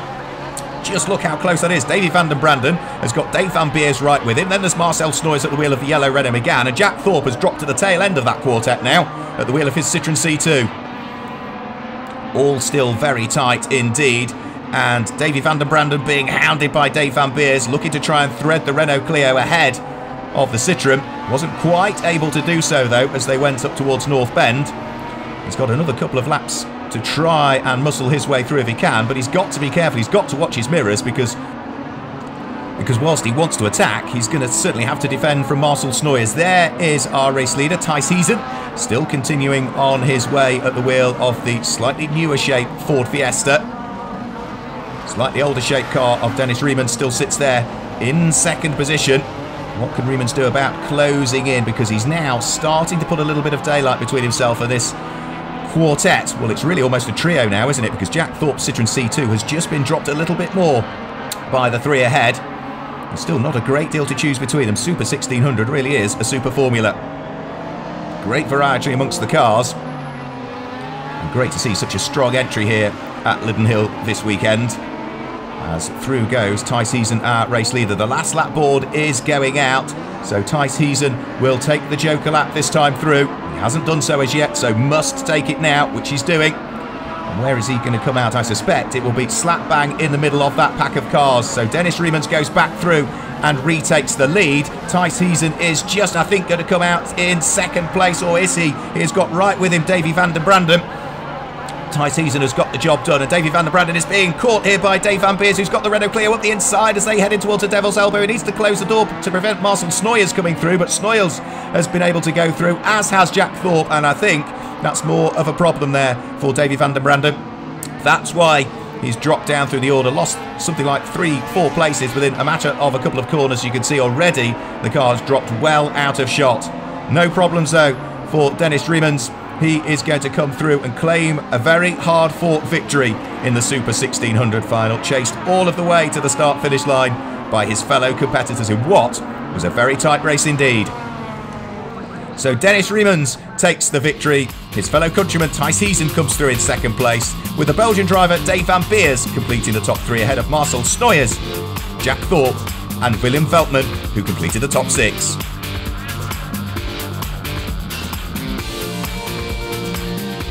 So it's Jack Thorne that will leave Lydden with the championship lead on 22 points. In second position is Andy Knowles on 17, and Phil Chicken is third with 15 points.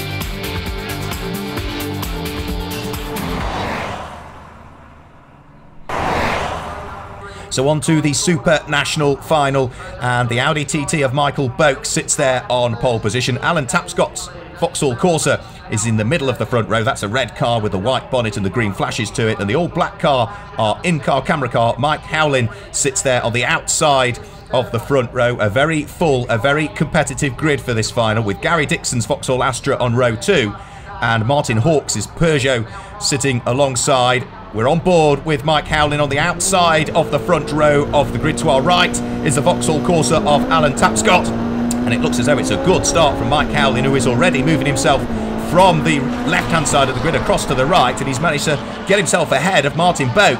And I think it's almost the first time this weekend that Martin Boak has had a car ahead of him. 5 cars opting to take the Joker lap, which includes the B final winner, Stuart Emery, who's had his problems over the course of this weekend. We're side by side for the lead of the race. Mike Howling trying to defend from Michael Boak. The two of them make contact going in towards the Devil's Elbow, both putting each other into the gravel trap. Well, Michael Boak looks as though he's already reversing the Audi out of the gravel. Mike Howling, however, is going nowhere.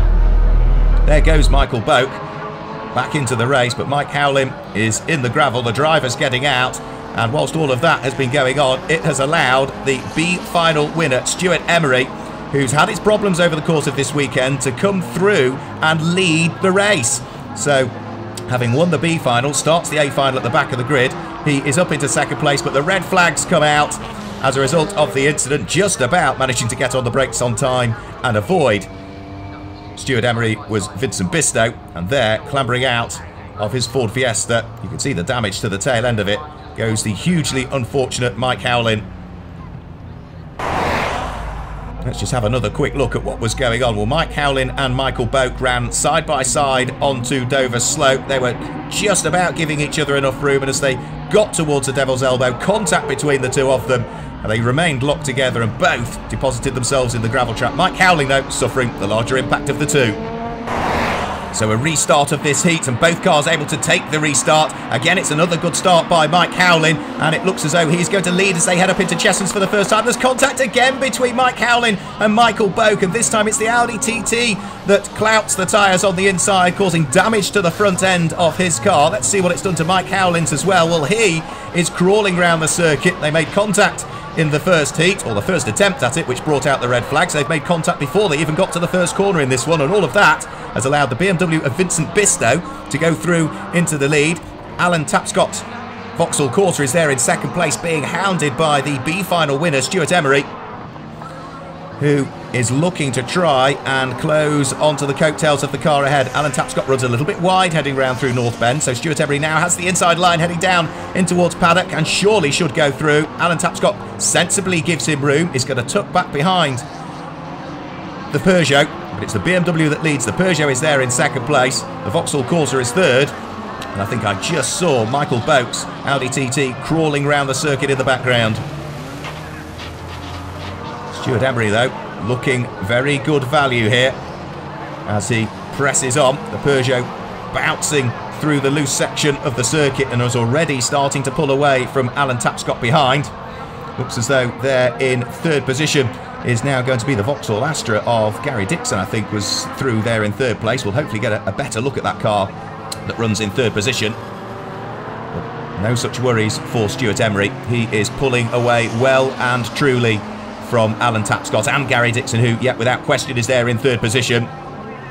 And as they head towards the conclusion of the penultimate lap, it's on to the last lap of the race for Stuart Emery. Through Chessons Drift and up towards Dover Slope, with just half a lap to go between himself and a victory. Alan Tapscott still pushing hard at the wheel of the Vauxhall Corsa, but can't quite live with the pace of this turbocharged Peugeot. Onto the brakes, throws the car in towards the left-hander, the UK battery supported car. There is Michael Boak's Audi TT, looking somewhat damaged at the front end by the look of things, but still touring round, trying to scoop some sort of championship points towards his 2014 tally in this final. But it looks as though it is going to be maximum points for Stuart Emery, who for the final time turns his way through Paddock Bend and is going to claim the honours in the final for the Super National cars. He comes through and takes the victory. The Vauxhall Corsa of Alan Tapscott is there in third place, and Gary Dixon at the wheel of the Vauxhall Astra just avoids contact with the slowing Michael Boak and comes through in third position. A very hard-fought final. Plenty of action in that one, but the victory will go the way of Stuart Emery's Peugeot. Alan Tapscott's Corsa there in second place, and the Vauxhall Astra Mark II GTE of Gary Dixon completes the top three. The BMW of Vincent Bistow was fourth.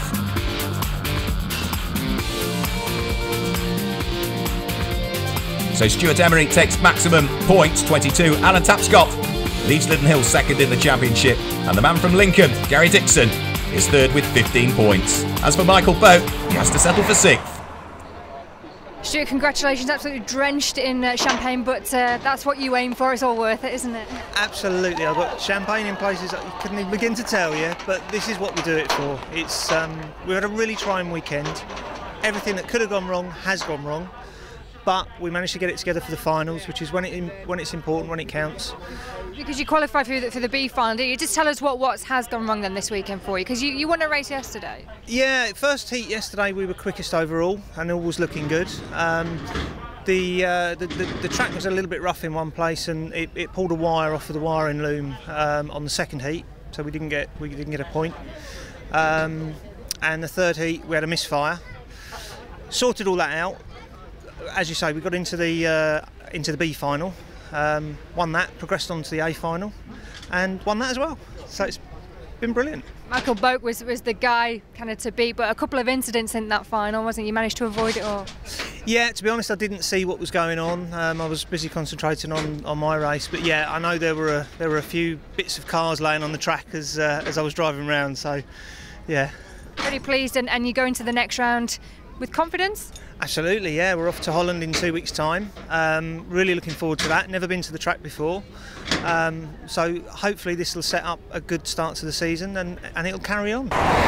So Retro Rallycross final is next up, and Rob Gibson's Metro 6R4, understandably so with its four-wheel drive, gets the better start compared to all of the two-wheel drive cars, and pole sitter Ray Morgan is trying to hang on to second place despite the very close attentions of that green and white Mini in the hands of Lance Foster as they head round through Cheshunt's Drift for the first time. It looks as though Ian Biaggi's Mini is there in fourth place, and Paul Smith's Volkswagen Polo rounds out the top five. Barry Stewart's Porsche not able to take part in his final. Problems in one of the earlier heats prevented his inclusion in this race. Rob Gibson heading up towards North Bend. A little bit of smoke though just coming from the tail end of the Metro 6R4 that I think may cause problems for Rob Gibson, because it looks visually as though the car is just slowing up as it comes round North Bend. And let's just have a quick look. There goes Ray Morgan, and yeah, problems for Rob Gibson. Such a shame that surely the Metro 6R4 will head into retirement, and that means that Rob Gibson is going to take no further part in the race, and Ray Morgan's Ford Escort will lead, but by a very small margin between himself and Lance Foster. They're already heading on to the final lap of the race. The Escort being pushed hard here by the car that was raced with great aplomb by Ian Sandworth in period. And, well, he is certainly keeping the Ford Escort, the BDA engine Ford Escort of Ray Morgan, very, very much in touch as they head in towards the braking area for Devil's Elbow. As late on the brakes as Lance Foster dare to try and close the deficit that exists between himself and the car ahead. Out of the Devil's Elbow and up towards North Bend for the final time. Of course, in a straight line, the Escort has the grunt through the twiddly bits, and there's a few of those here at Lydden. That's where the Mini really excels, but I think Ray Morgan has just about done enough here to claim the final in the Retro Rallycross. He turns his way in towards Paddock Bend for the final time, and it is going to be a win in the final for the Escort of Ray Morgan. Only just, though, he was pushed all of the way, wasn't he, by Lance Foster.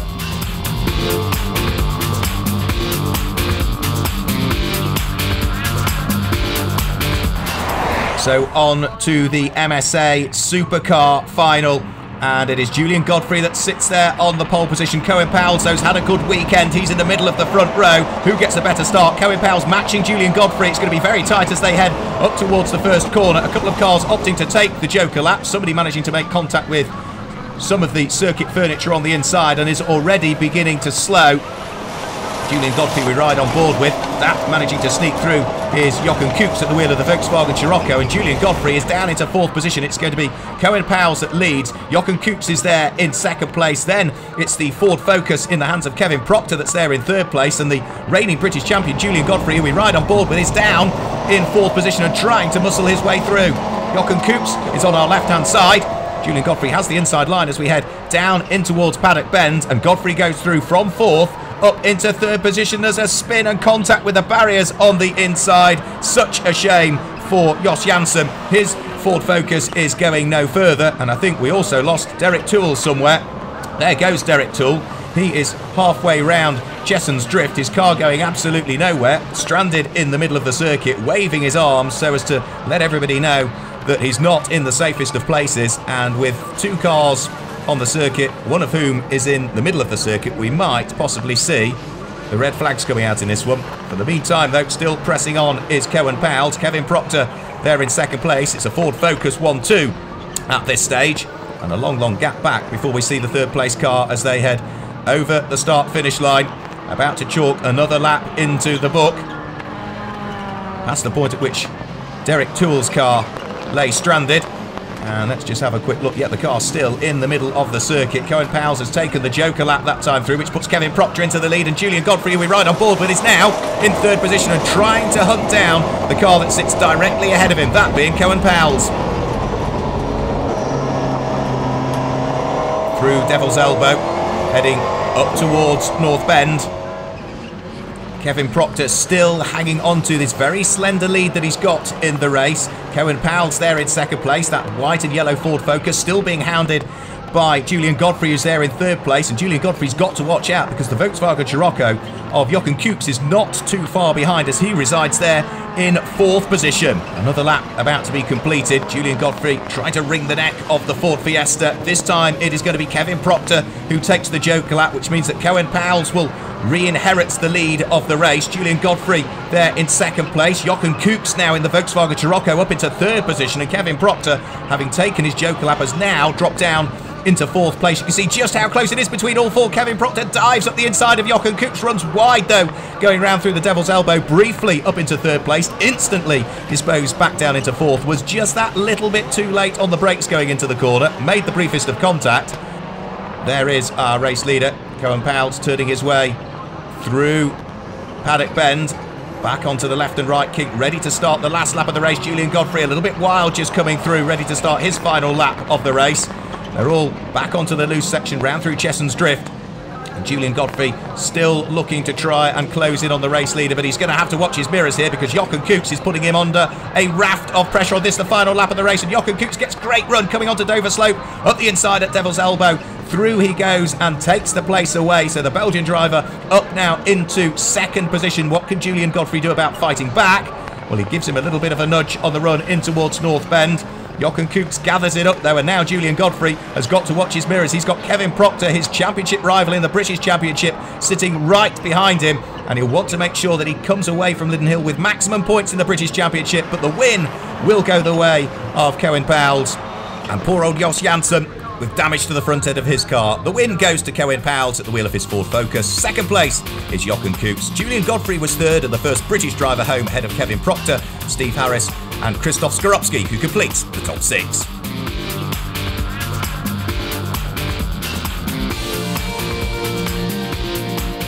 So in terms of the British Championship, Julian Godfrey claims 22 points this weekend and leads the championship. Kevin Proctor is second on 17, and Steve Harris is there on third, ahead of Steve Hill and Colin Hanson. Julian, you managed to get yourself on pole.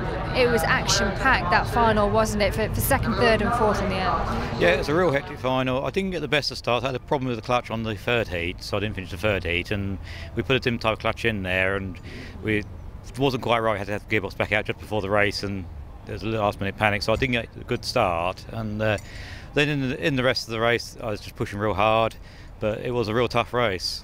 As you say, not ideal preparation. You had a lot of work to do before that final. We came kind of watching what you were doing. Yeah, no, it was very, very busy, and we got it, so it was pretty good in the end. There's still a little bit of clutch slip at the end, but it was enough to get third place, and saw the maximum points for the British Championship side.